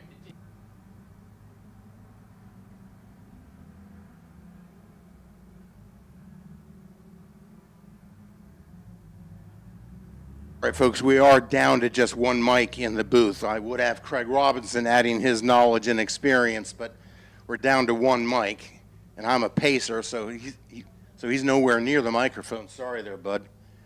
And and here we go.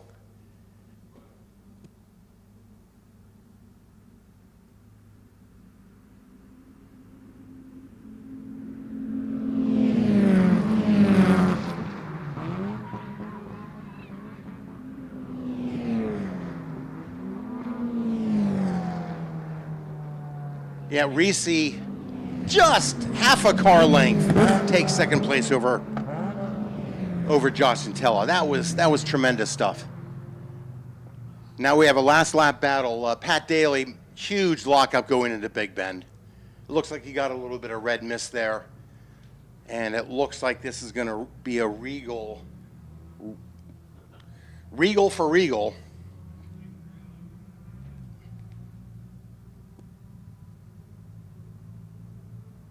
Finish for Dickie Regal.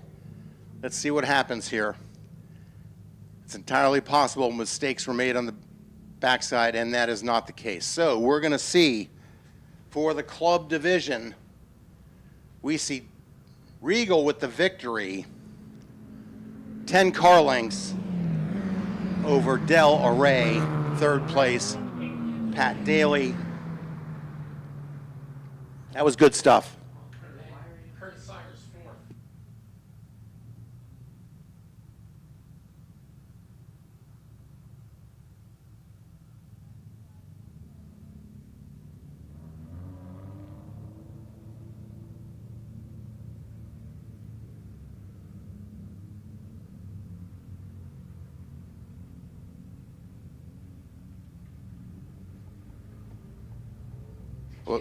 Well, that was a cracker of a race. That was good stuff.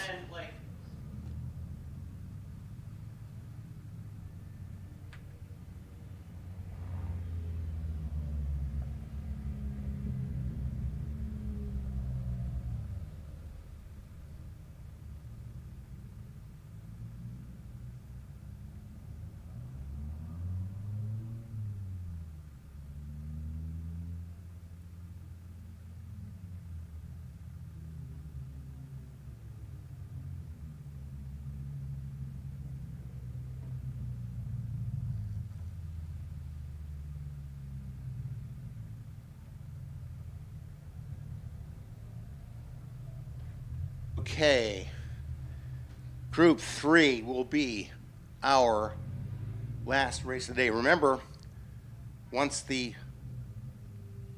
result sheet is deemed official, that will be your starting position for tomorrow's second race of the weekend, first race for Saturday.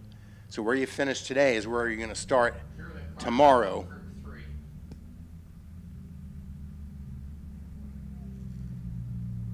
Okay, quickly for Group 3, on pole is Peter Tonelli in the 91. Peter Tonelli the second, because there's another Tonelli in here, but he goes by Peter A.J. Tonelli. Anyway, Tonelli in the 91 on pole. Rick Hosley in the 553 is alongside. Row 2, Richard Peacutt in the 03. And then Peter I am A.J. Tonelli starting fourth in the number 95. In the one car in the third row is Michael Stock in the one car, and Christopher Haywood in the 773. Row 4 is David Gran, number 13, and then Van Svanson in the 314. Row 5 is Tim Serrato in the 42, Mike Skiana in the 107, starting 10th. In the 6th row, Mark Murphy in the 75, Ed Zemek in the 38 alongside him. Row 7 is Anthony Falco, 140 in the number 144, and Rinaldi Leonard or Leonard Rinaldi. We're not sure which. Timing and scoring is not sure which. We've seen it both ways. Regardless, he's in the 663. We'll just call him the man with two first names. Kim Estep, she's our distaff driver this weekend. She's in the number 17. And Lucian Arbor in the 12 car is starting 16th. This is Group 3. Excuse me. This is NA and NB Open Exhibition. And again, a 20-minute race.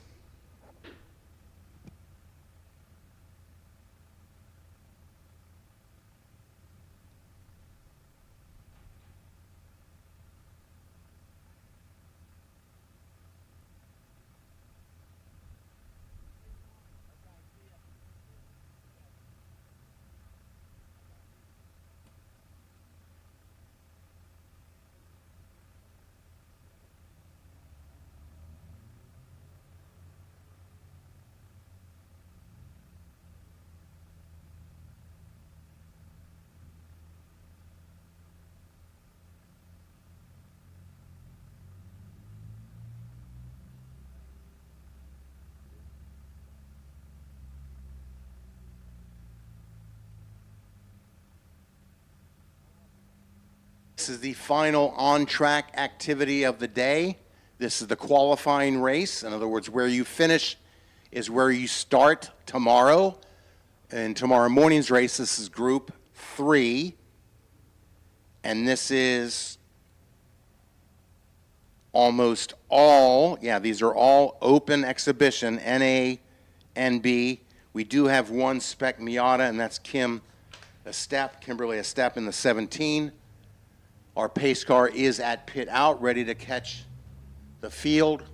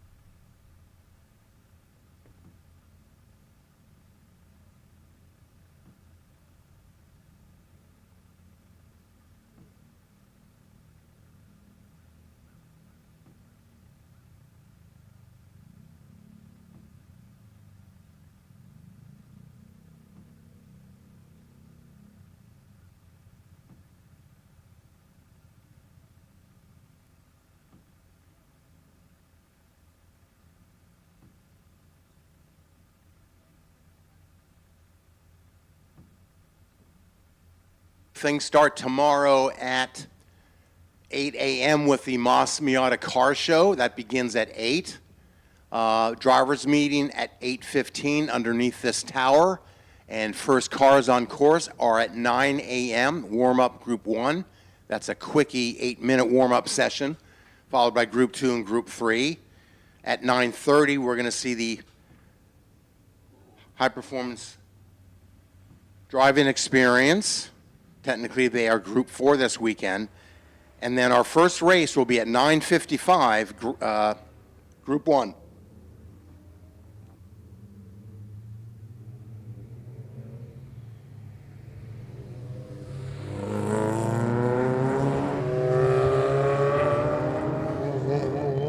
And the efficiency that we've come to expect, pace car has already left, it's in Big Bend. Cars are coming into pit lane, headed right out for the 2 pace laps.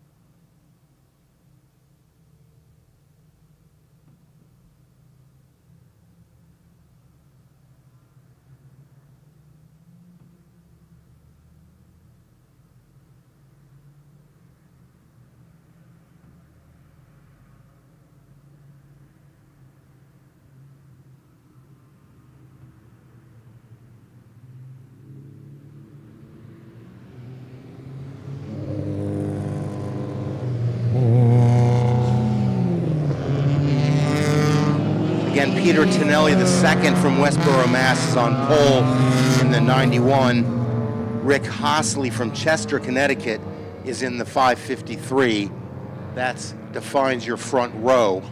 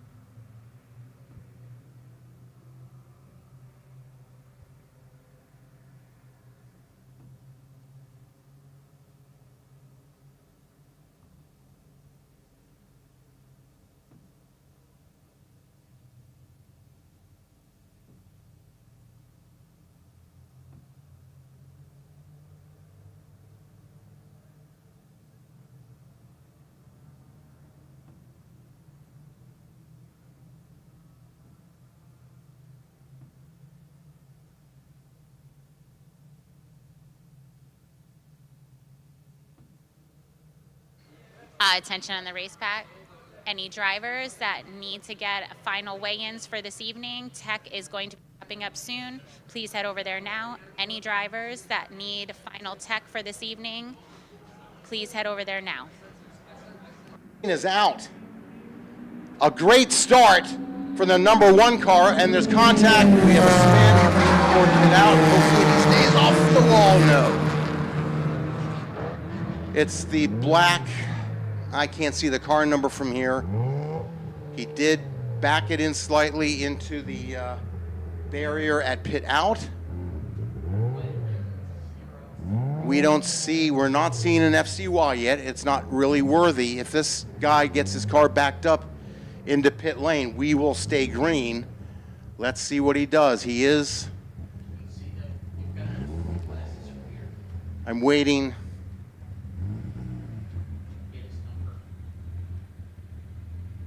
That is the 03 car of Richard Peacutt. Got tagged right near start finish.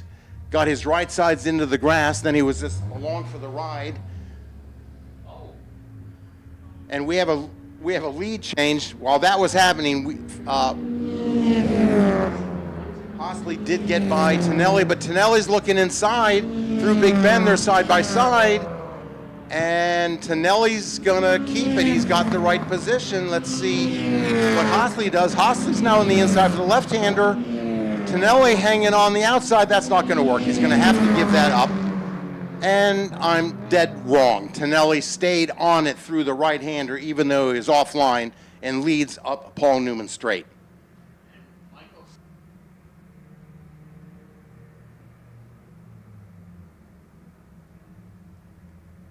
And Haywood make up 3rd and 4th place.